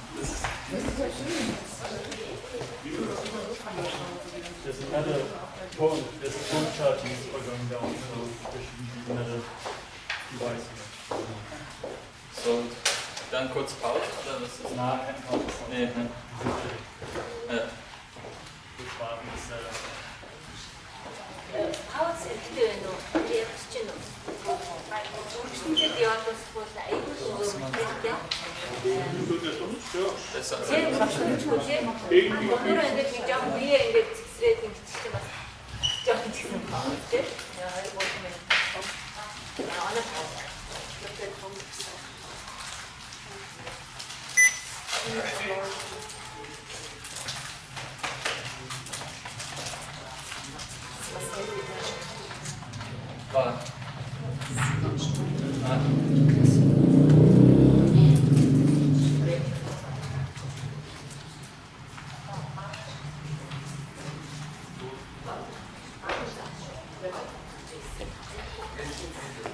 Okay.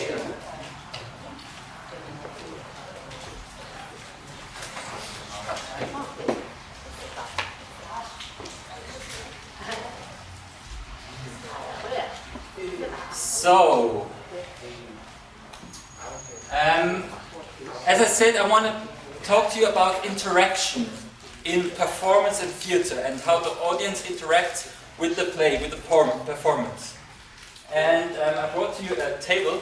You can't read it, but you don't need to read it because it's in German anyway. But I translated it into English, and I think Bahima told me that she translated the whole table also. Unfortunately, it's away again. Anyway, Bahima translated the whole table for you, I think. So I won't talk about the whole table, but you'll find it there if you want to read it later on.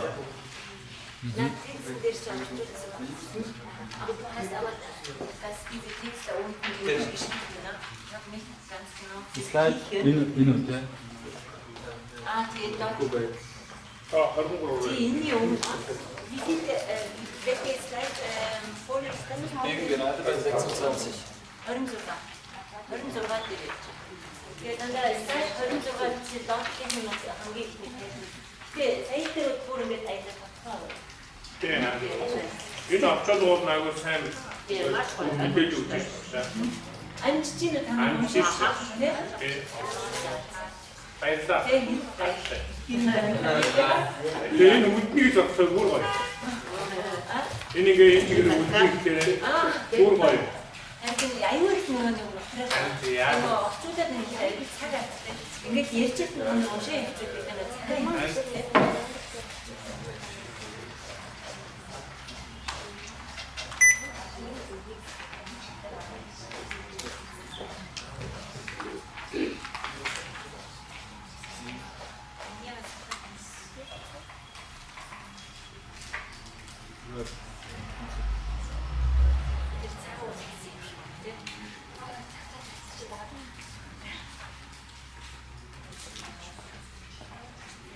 So, this table you can see here, even if you can read it, was developed by Christiane Hütter. and was published in Typology of Cooperation and Participation on a Netztheater Position and Praxis Production, volume 14. You don't need to understand that.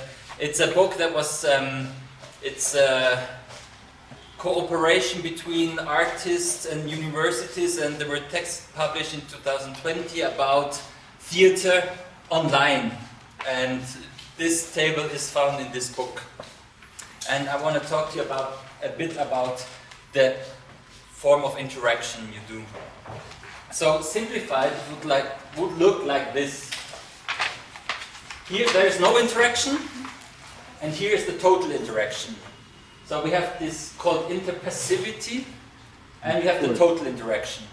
And in between we have like 4 different phases defined by her. We're going to talk about the extreme, or I'm going to tell you about the extreme, the interpassivity and the total interaction, and about the middle two, because those are interesting for us regarding the audio walks we just seen, or we do together.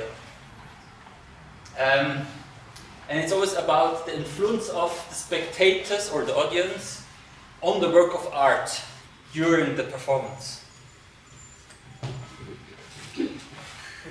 So let's look at the extreme on the low end, the interpassivity. In this example, the makers or the creators, I call it makers because it's not always artists that do it actually. So the makers are the only creators, and the people in the audience, they are passive recipients. So they only consume. Hütte describes the chorus in Greek tragedy as an example of that, because they even articulate the emotions and do summaries, so the audience doesn't have to do anything. They can just consume, consume, consume, consume. On the other side, we have the so-called LARP, live action role play. Do you know that? Have you heard of that? Yeah? So I'll try to explain shortly anyways. A live action role play is a form of role playing game where participants physically portray their characters. So there is no stage or like that. So, but I, as a normal person, go there and say I want to play some night games. And then everyone who likes to dive into this night world goes there for 5 days. And you have like rules how to behave in this, but there are normally no spectators. The spectators are the people that are participating. And you don't have like a script, but you have these rules. And they are sometimes tasks developed by the makers, and the rules are made by the makers, but there is no outside or no spectator. Willst du kurz übersetzen vielleicht, oder ist... Энэ шиг ерөөдөө ойлгож байна. Энэ яг энэ текст дээр ерөөдөө байхгүй. Зөвхөн нэрийн дурдаад явсан. Сая болоод яг нөгөө жоохон яг энэ баярын болтгийн No, live action role play гэдэг юм байт юм байна л да. LARP гэдэг товчилдог. Энэ болохоор нөгөө хүн болгоо ингээд дүрд орж тоглоод нэг тухайн нэг тийм нэг газар зохиогддог. Тэгээд ямар нэгэн байдлаар одоо энэ дээр болохоор жишээлбэл дайчдын хувц өмсөд ингээд тоглох нь ш. Бараг 5 өдөрч болж болно, хэдэн өдөрч болж болно. Тэгээд ямар нэгэн зохиол байхгүй гэхдээ дүрмүүд байдаг. Тийм одоо ингэж болохгүй тэгж болохгүй гэсэн заагсан дүрмтэй. Тэгэл тэнд ингээд нэг өөр нэг хүн болоод өөр дүрд ороод ингээд байдаг. Энэ нь болохоор бүр яг тэр энэ интерактив гэдэг юмны хамгийн оргил одоо хэсэг нэг байхгүй.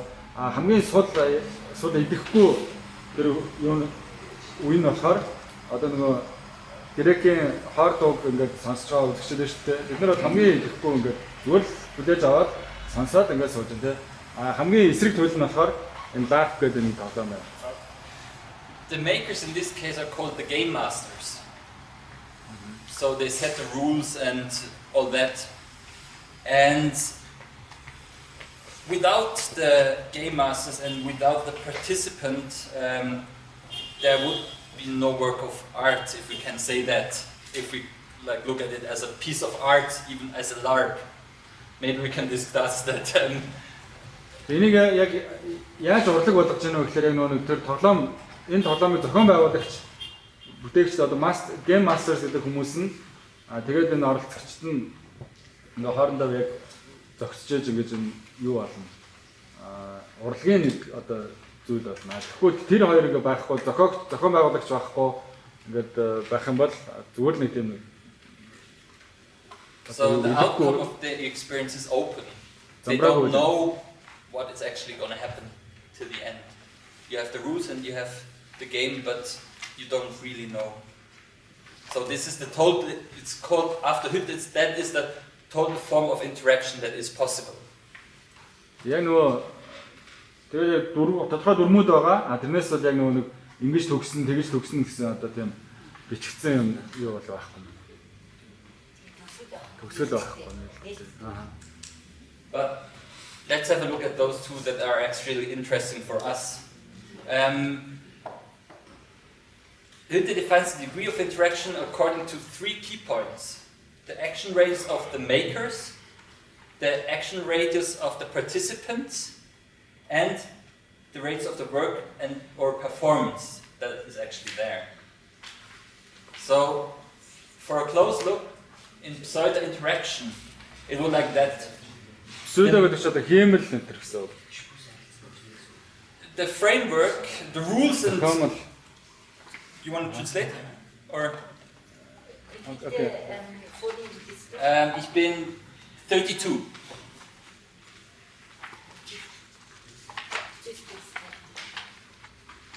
Joy.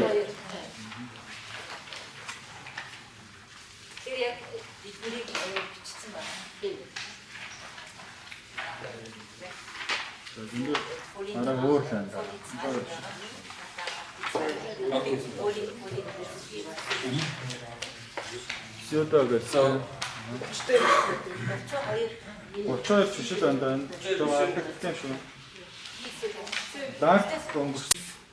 but the difference here is that they actively design modes of interaction in advance.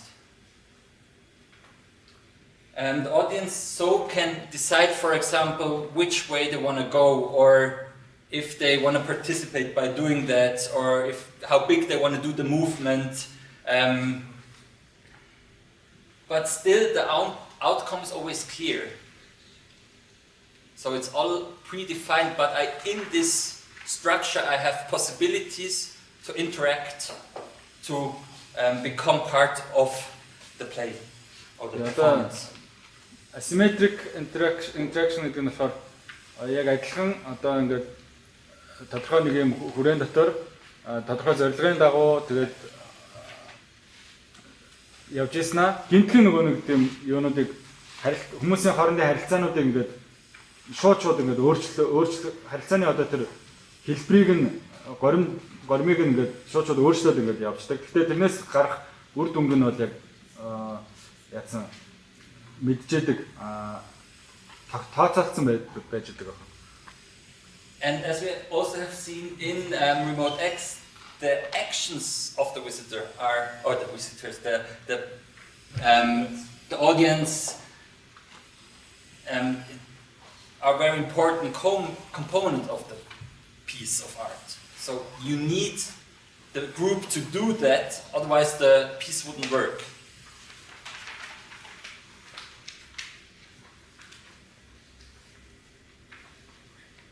So I already started to put them into the 2 groups again. So I would say if I suggest to make them in the 2 or try to categorize those 2 audio walks we just have seen, I would put the meta, the first one, on the pseudo interaction because the audience couldn't really do anything. They just had to walk and the only option would have been to take off the headphones and walk away. And here in Remote X we needed the participants, the audience, to interact, to do stuff, otherwise the piece wouldn't have worked. Методоор бол хүмүүс нь зүгээр л чихвчээ зүгээл болчих байсан бол remote X дээр болохоор хүмүүс нь яг тэр нөгөө даалгавар цаанаас нь өгсөн даалгавруудыг гүйцэтгэж гэж байгаа. Тэгээд тэр хэлж байгаа асуултуудыг нь бодож тунгааж оролцоо нь айгүй илүү юм байна.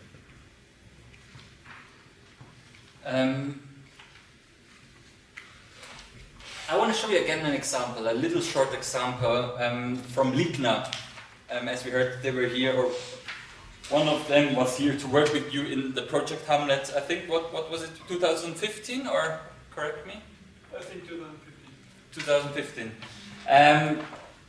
It's about Ligna for short information. It's a performance, or they're performance artists, a collective, can we say that? They're a collective. And they do urban interventions and performative installations, and they have been exploring the possibilities of action of collective that associate themselves in a dispersed and temporary manner since 2002, so also a very long time. I first heard about them when I heard about radio ballet. In radio ballet, they invite participants to follow a choreography of sometimes forbidden and excluded gestures in public spaces, and the audience becomes the collective producers in this moment. So also this piece of art I would more put to this asymmetric interaction than to the pseudo interaction we have here. I will show you the beginning of Monument. This was a co-production with the Bulgarian artist Stefan, sorry if I pronounce it wrong, Stepert and Emilian Gatsov. And they went to Monument, for a short explanation, is our places, or our places that are not anymore our 20th century architectures, public spaces, but have lost their real meaning. So they changed it. It became artist places, like the people started to graffiti tag the walls, and so the real original meaning changed. And here we are in Bulgaria on the top of a mountain. There is this House of Communism, or Buslua monument on the top of the mountain, and it's a very controversial monument in Bulgaria. And since 1992, it became a place for explorers and graffiti artists, and it's still a destination also for the annual commemoration of the founding of the Bulgarian Communist Party. So we already see here this very different, the place can be very different, this different aspect. So they asked themselves in this production what should be done with this ruin, and tried an approach to this ruin. Oh, I was too fast. So put on again your headphones, please.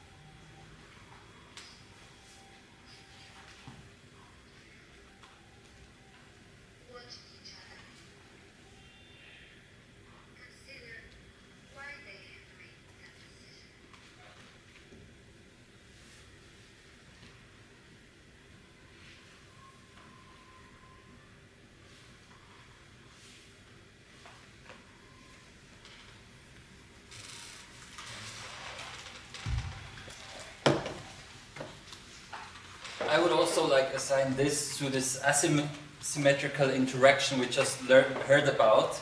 And I think what can be observed here very nicely is the invitation of the audience to decide, on one hand, for themselves, but also to observe what the others do. So they play very nicely with the audience, with oneself and the group. Ligna deliberately plays with the decision-making of the audience and how to behave in a group. But we also saw this in the first example of Rimini protocol in Remote X. We have now seen 3 examples, one of our own production and 2 production from the free scene. In the next example, we don't going to listen to it, but I want to show you something. And this is from the group Anna Kapok, by the person Anna Kapok. It's called Stadtmenschen, and I don't want to show you, as I said, the video, but rather show you the tool they used for it. And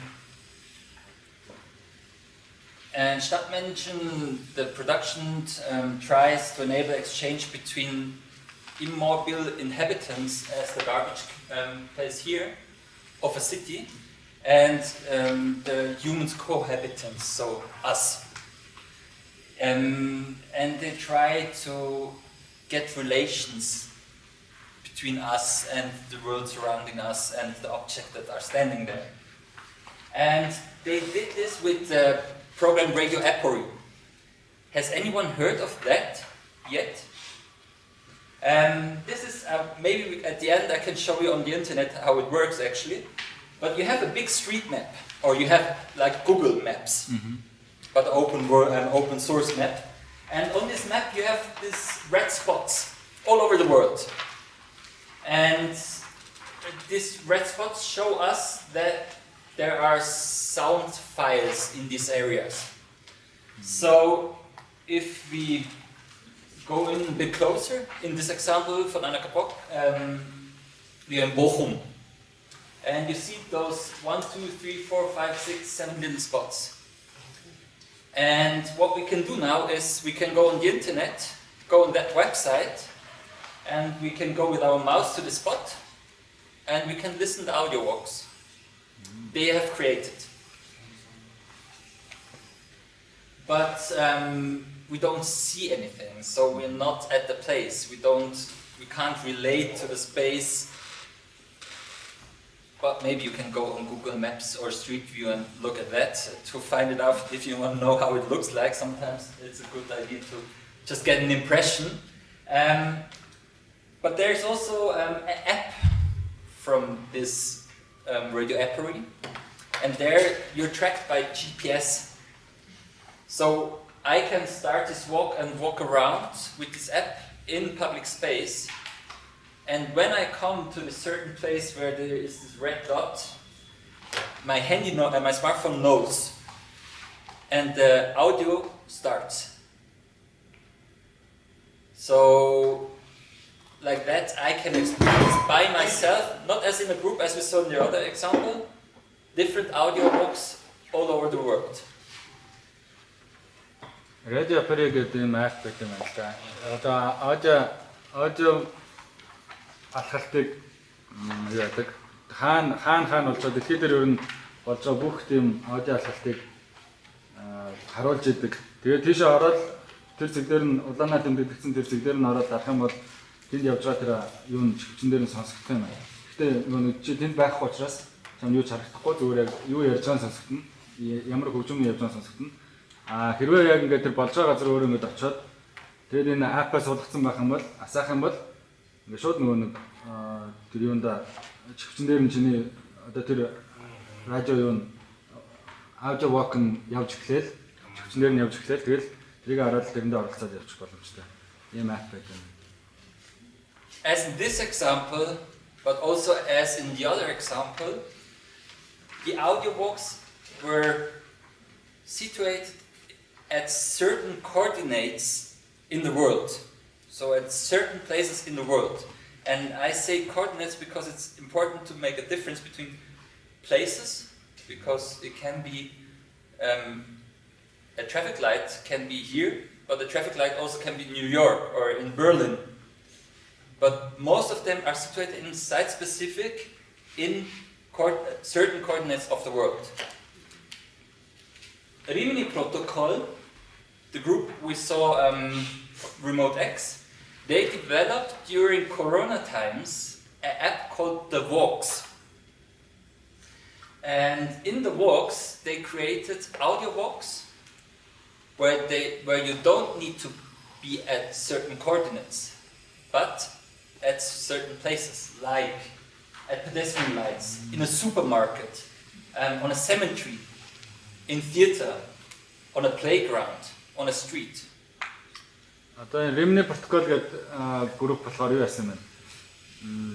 Walk сая пандемикийн үеэр Walks гэдэг юм app зохиогоод тэр нь болохоор яадаг вэ гэхээр яг тэр тухайн координат дээр очих шаардлагагүй зүгээр яг тэр нэг газар очиж болно. Одоо жишээлбэл супермаркет юм уу, гэрлэн дохион дээр юм уу, гудамжин дээр ингээд очих юм бол өөрийнхөө байгаа ойрхон гудамжин дээр очих юм бол тэр нь ингээд таарна гэсэн. Өмнөх тэр нөгөө аппарат болохоор яг тэр тухайн координат дээр буюу яг л тэр нэг газар дэлхийн ганцхан тэр нэг зэг дээр очих хэрэгтэй байсан бол энэ болохоор зүгээр яг өөрийнхөө ойр орчимд байгаа энэ гэрлэн дохио, гудамж талбай тэр нэг тодорхой нэг юм хэсгүүд дээр очиод тэгээд өөрөө энэ аппа ягаал тоглуулаад тэндээ ингээд өөрийгөө өгчөж боломжтой юм байна л да. The very short audio walks, they're so around 20-25 minutes. Sometimes you do it alone, but sometimes you need a friend to come with you, and they have a different track. So you start together, but as we've seen in this, I just jump back. Заримдаа ганцаараа хийх тэгээ богинохон ер нь 20-25 минутын л юм байдаг. Аудио walk-уд байдаг. Тэгээд заримдаа ганцаараа хийж болно, заримдаа яг нэг хүн хамтрагч энэ төр шаардлагатай болно. Нэг газраас эхлээд тэгээ өөр замуудаар явах ч юм уу тий. We don't have any linear then anymore because they start together with the same sound file. I tried it out, one of them, but then they hear different stuff, and then they hear again the same sound file. So they play with the dramaturgy, so not everyone is experience the same in this audio walk. Тэгээд нэг газраас эхлээл одоо нэг юм сонсоод байснаа солигдоод өөр болоод тэгснэ буцаж дахиж нэгийг сонсоод өдөргөл явах юм.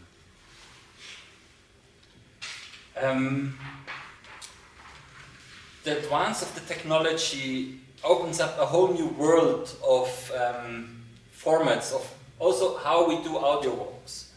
And the last project I want to show you is one of my own.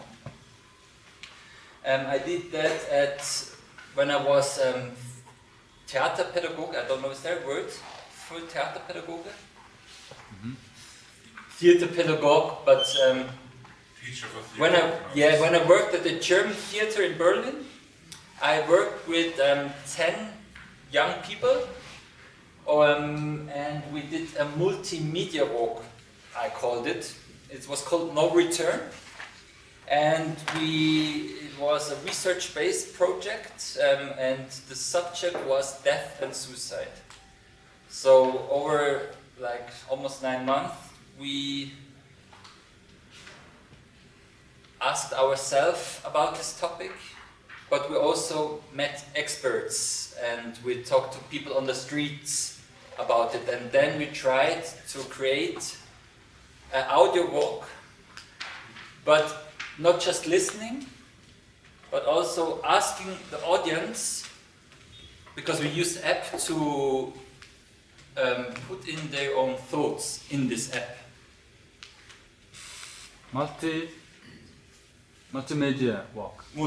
I call it. I'm not sure if I haven't found the term. Одоо өөрийнхөө хийжсэн нэг төслийг үзүүлэх гэж байна. Энэ болохоор мультимедиа алхалт гэдэг. Одоо аудио алхалтыг бодох юм бол арай илүү тийм нэг илүү оролцоо шаардсан юуны оролцогчдынхоо бодлыг бүр тэр апп руугаа ингэж оруулдаг. Тэгээд юу сэдв нь болохоор үхэл болон амиа орлолт гэсэн ийм сэдвүүдээр хийсэн одоо судалгааны тийм ажил байсан.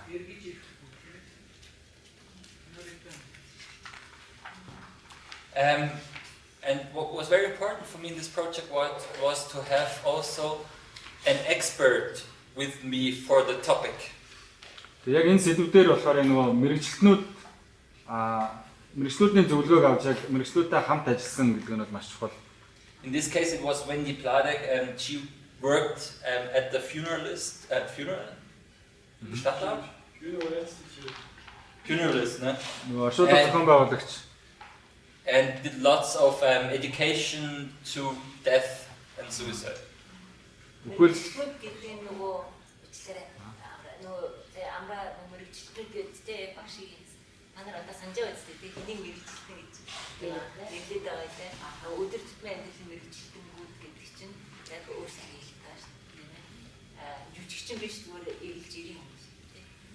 There is a movie about this project, about 40 minutes. We don't gonna watch it, but I tried to cut down for you. I think it's 3 minutes to get a little impression how we worked and what it became in the end. Just to say for the start, you will see the participants in a room with lots of words hanging up, trying to make an installation, and we collected those words to the subject death and suicide with different creative writing methods, where we turned off our brain and just started writing. And in the end we had 3,500 printed out words on papers, where we then tried to arrange for ourselves in that room. Just that you understand the first picture you're gonna see. So put on your headphones again for the last time.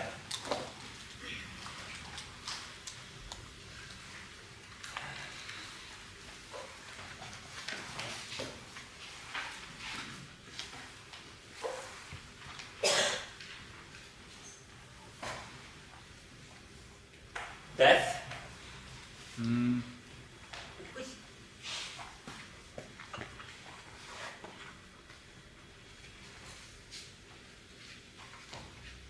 Life. And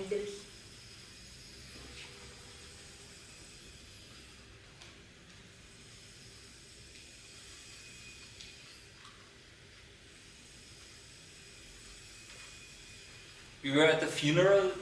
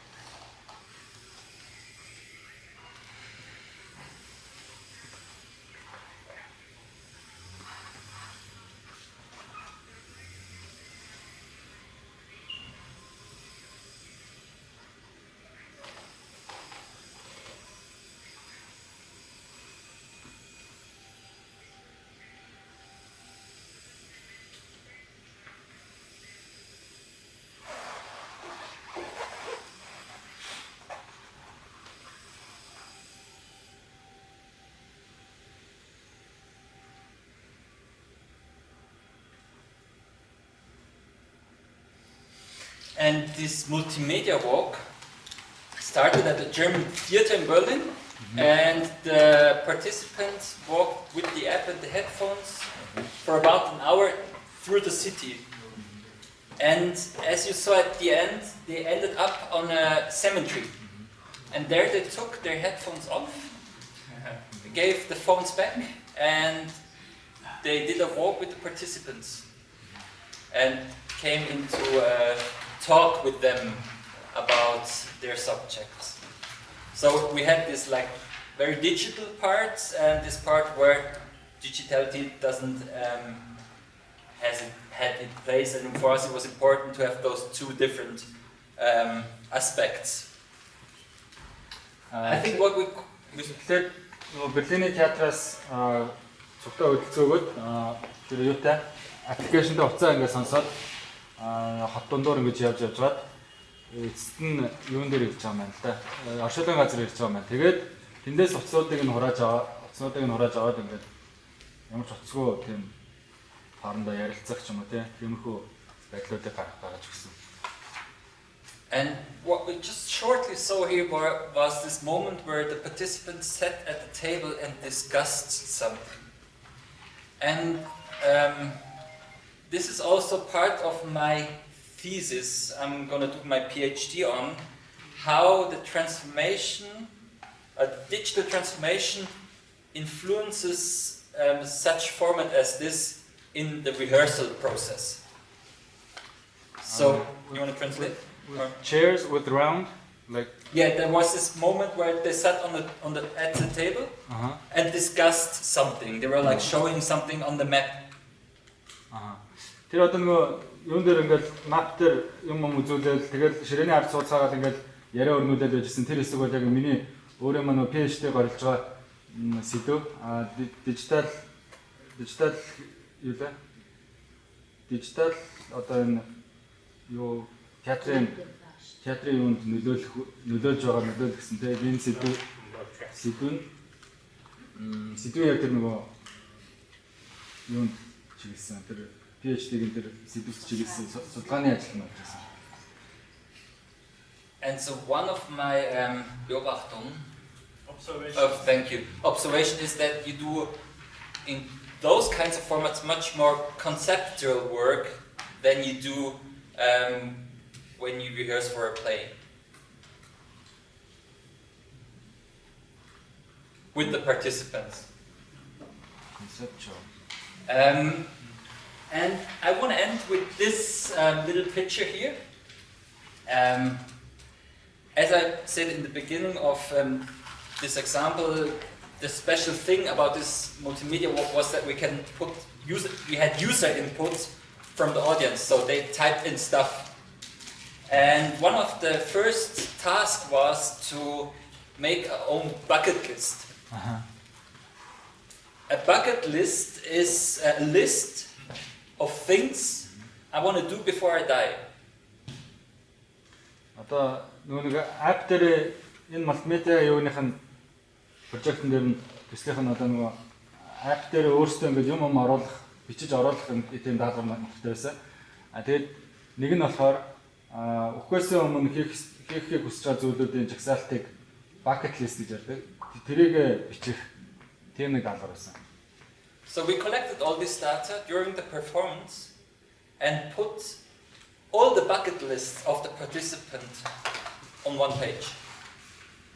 And at the end of the performance, after this walk on the cemetery, everyone got this briefcase and the bucket list of everyone, and they took that home as a present or as a memory to this walk.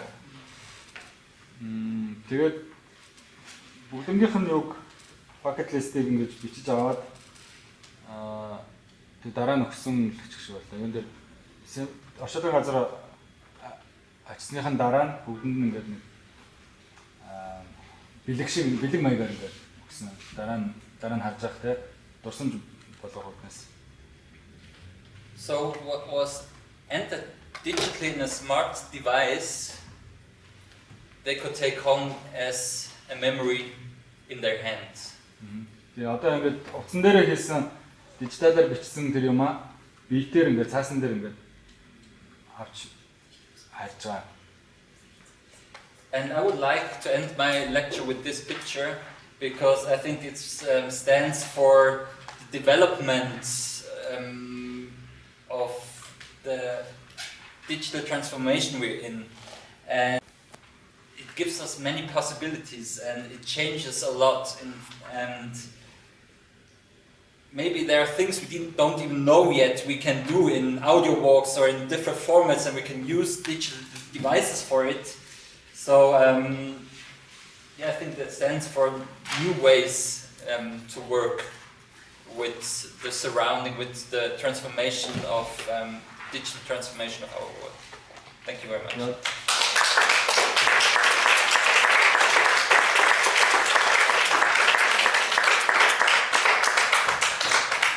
Өсвөлт нь бол одоо бид нар дижитал шилжилтийн ачаар одоо маш их боломжийг бий болгож чадах юм аа. Одоо бол одоохондоо мэддэхгүй байгаа өчнөө боломжууд байгаа гэдэг санааг хэлээд байна. So I think if I look at on the watch, we have like 9 minutes left until 1 o'clock. So if there are 1-2 questions, maybe we can talk about those 1-2 questions.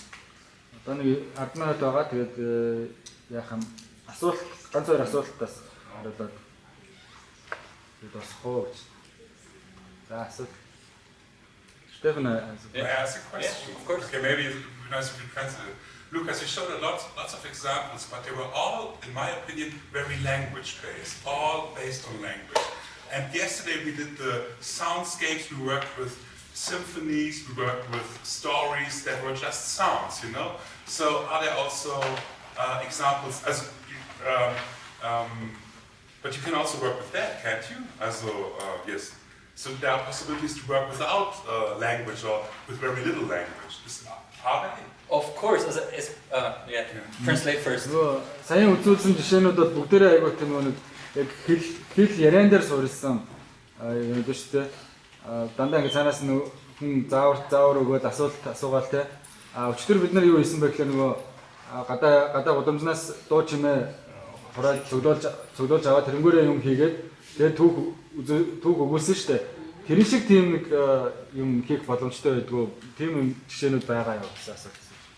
Of course, and I showed you the app, Radio Appery, and when you go on that and you try to click around on those red dots, you have many soundscapes only where you can.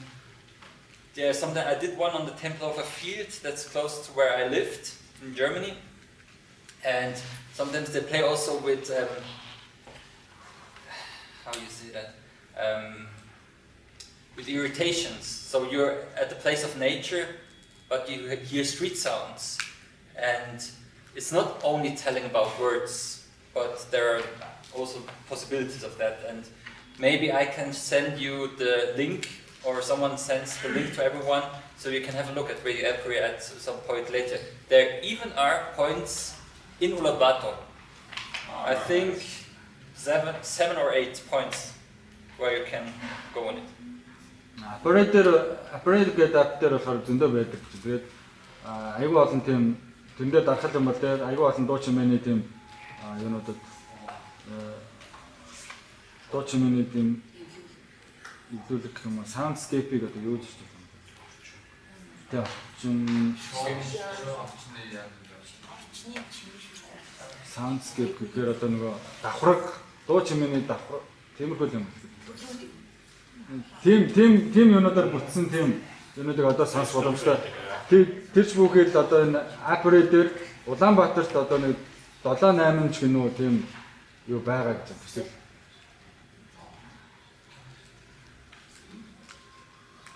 Okay.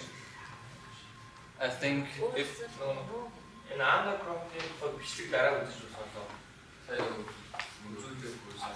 Тэр чинь бичлэг одоо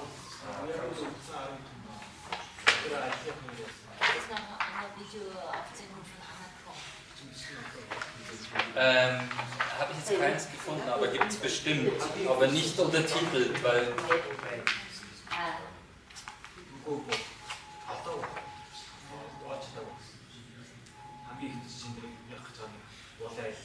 Irgendeine, aber nicht die erste, das du nicht gefunden hast, sondern irgendeine. Noch ein anderes Video? Ja. Es gibt schon noch viele Videos, aber die sind alle nicht untertitelt, das habe ich ja gemacht. Deshalb weiß ich nicht, ob es dann sinnvoll ist, weil eben, wie er gesagt, die Beispiele viel über Sprache funktionieren. Ja. Vielleicht kannst du das einmal kurz sagen. Мэдээж хэрэг байхтай яг нэг юу гарчиг өвдөг болсон юм гэхдээ айгүйх нэг ярьдаг болчихлээ бас нэг тийм ихний яг тэр манайх юм чам тэр ирж байгаа айгүйх ярьдаг гэдэг чинь мэдээж хэрэг тавьж байгаа. Баярлалаа маш нөхөртэй лекц олон сайхан ажил үзүүлсэн. Vielen Dank. Es war heute sehr interessant. Тэгээд энэ хамгийн энгийн төвшөнд энэ туршилтыг хийгээд ингээд нэвтрүүлэхэд техник технологийн таны төсөлсөн одоо энэ техник технологи шаардлагатай техник технологи авах хэрэг нууц бол төсөв юм хичнээн авсан бэ ордоггүй. Одоо нэг 20 хүний бүрд дотор юм уу тий? Тэгэхээр хэмжээний санхүүгийн боломж шаардлагатай. Одоо энэ авьяа ямар нэгэн байдлаар яг энэ техник класс хэрэглэгдэж байгаа энэ хэрэглэгдэж тий тий 20 хүний бүрд ихний хийж хамгийн ихний хийж es geht um technische Budget. Der einfachste, überhaupt nicht leistungsstärkste, sondern eher, dass man unter die Hand einfach nehmen kann und wie kann man sich ausstatten. Davon geht an und dann in erster Linie vielleicht innerhalb so in einer Klasse 20 Personen. Also ich glaube, das Einfachste heutzutage ist, die Smartphones zu benutzen. I do it in English. I think the easiest way is to use your smartphone for recording, but also for playing. You could use that. And I mean, I don't know if you get those, and those are not very cheap. But what you can do is if you have MP3 players, and everyone counts down on 3, 2, 1, play, you can experience maybe with the difference from 1 second the same audiobook together. And I think that's one of the cheapest solution to just get like very cheap MP3 players. Everyone brings their headphones and you do it like that. Or everyone takes their smartphones. And play maybe YouTube. And play on YouTube, yeah, for example. Or you can also, you can load up files to Radio Appareil, and then you can use your smartphone, and on 1 or 3 you just all check in at the same time. Аппарейтер жишээлх юм эсвэл зүгээр нэг хямдхан байдлаар хийх боломжтой зүгээр уцаа ашиглаад хийлээ. Энэ бол жоохон үнэтэй байдаг. Би асуумаар одоо чинь радио балет гэж ярьж штэ тий. Тэгэхээр тэрийг одоо яаж хийж байна? Шинэ сонсоод одоо бид нар бүжиглэх юм уу? Тэрийг одоо тэгээд балет гэж тэрийг хэлэх юм уу? Радио бүжиглэх юм юу вэ? Түүний үгийг яаж радио балет гэдэг аахгүй. Was bedeutet Radio Ballett? Wie ist das inszeniert worden? Wie ist die Leute als Ballett getanzt oder was? Die Aufführung nicht gesehen, die sind nicht warum Ballett genannt, wie das aussieht. I know that Christoph wrote an article about them, so maybe he has a completer answer than I do. Yeah, actually there are a nice example on YouTube you can watch. And the idea of Radio Ballet is they had actually a broadcast system like radio, and they could all be broadcasted on little transistor radios. So that was the technical aspect. And then there were 2 voices, and one voice was always like giving information about the place you were. And there were, like, for example, at the station of Leipzig, big station, they were gathering 500 people, and they all had a transistor. And the voice in the radio would tell the people, no, lift your right arm. no wave. And it's like really easy gestures, but all in the choreography. So that's why they call it ballet. Of course, it's not experienced dancers. It's like everyday people. It's all gestures everybody can perform. But to do it simultaneously on a public space, that was the idea.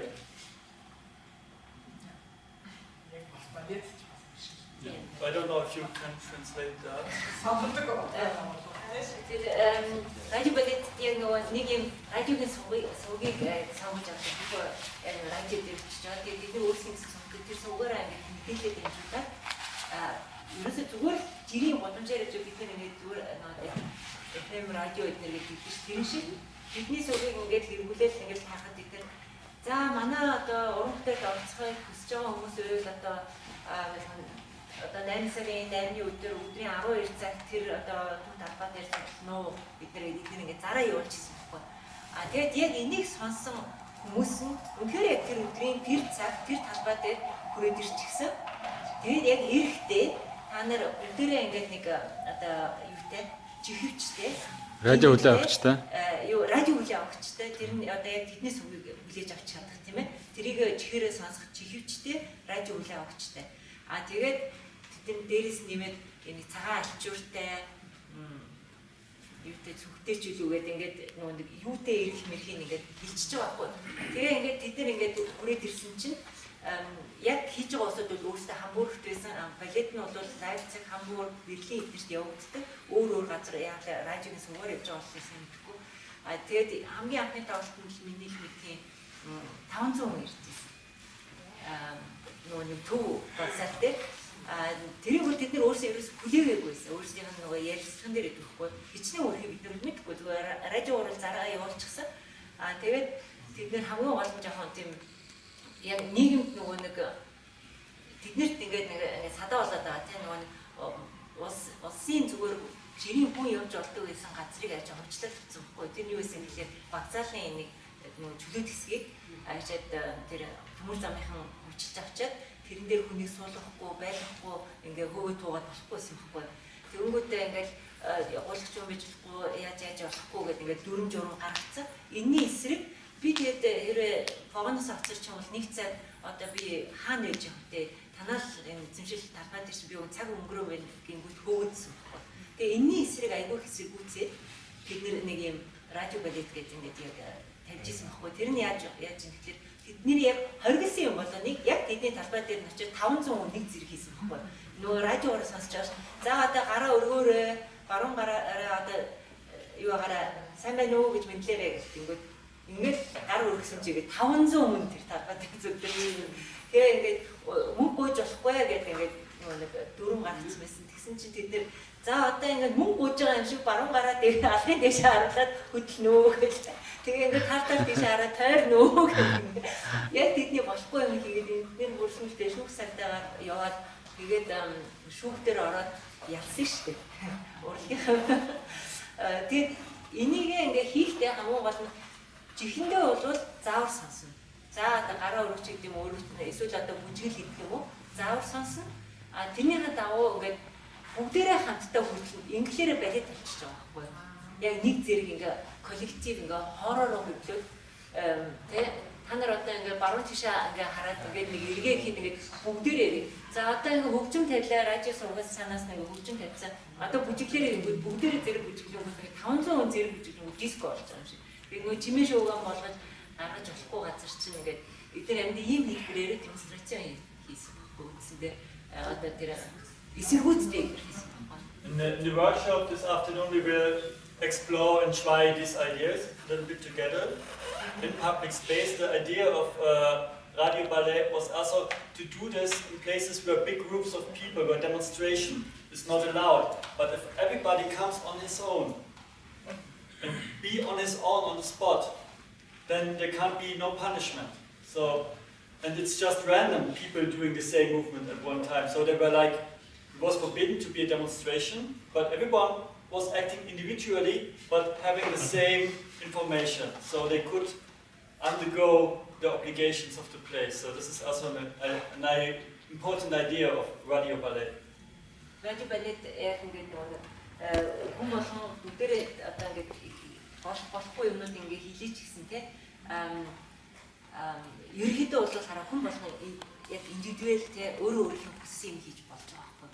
Тэгээд эдгээр ерөнхийдөө бол яг улс төрийн шин чанартай нийтээр нь лигнэ группийн юунууд одоо саяхан ялын Варшавыг одоо эсвэл нөгөө Лайпциг, Хамбургийн Банхоф вокзалууд дээр хийсэн одоо энэ үйлдэл ерөнхийдөө бол санаа бодлоо эдгээр дандаа улс төрийн чанартай нийгэмд дандаа нөгөө нэг санаа бодлоо илэрхийлэх тийм ээ олон түвний санаа бодлыг нэгтгэж илэрхийлж одоо урлагийг одоо тийм урлагийн хэлбэрээр одоо илэрхийлж тийм ээ санаа бодлыг ингэснээр ард түмнийг бас урлаг татан оролцуулаад урлагийн хэлбэрээр санаа бодлоо илэрхийлэх нэгэ төсөлдөг ийм хэлбэр баггүй юу одоо уран бүтээлийн одоо нөгөө нэг эсэргүүцлийн жагсаал цуглаан чинь нөгөө нэг өдөрдөгчтэй байгаа шүү дээ. Өдөрдөгчтэй ингээд яах вэ гэдэг ингээд харж байгаа. Тэгвэл нөгөө радиогоор холбогдчих юм болохоор хүн болгон өөрөө мэдээл цаанаас нууцаар өдөрдөл явчих واخ. Тэгэхээр хүн болгон тустай байгаа юм шиг нэг тийм бүлэг болж нөгөө чимээгүй одоо нөгөө жирийн одоо юу ч юм бол ингээд цагаан олоогоор яг хүмүүсээ наашрыг энэ бол зөвхөн чихэнд нь илж болж хүн ингээд нөгөө гадналтаа бол мэддэхгүй. Тэгээ яг өшөө ийм хэлбэрийн зөндөө олон нөгөө судалгаанууд идэгэл та энийг ханаас нь яаж судлах хэрэгтэй юм бэ? Үнийг яг чихэнд нь олон түмэнд сайн байцгаана уу гэж хэлэхээр нэг өөр яг чихэн дээр сайн байна уу гэж хэлэхээр яг өөрөө ингээд надтай хүн мэдчихжээ яг бодиттой мэдчихжээ. Зөвхөн надтай мэдчихжээ ингээд илүү ойртол нь хүлээж авдаг юм сонин хэлбэр гэж үздэг юм байл л дээ. Чихвчтэй энэ урлагийн хэлбэр. I put a link on the Viber group so you can maybe check it out. I don't know if there's English. There's one version with English translation. I'm not sure if that's the right one, but also I have a video on my computer, so if anyone's interested, you can just approach me. Тэр хүсэх юм бол манай компьютер дээр тавьсан гинэ. Okay, regarding the time, I think I would thank the translator again for translating.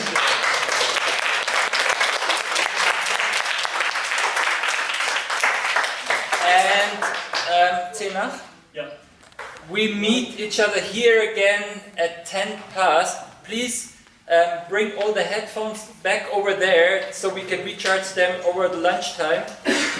And then we see each other in the afternoon. Thank you very much for listening.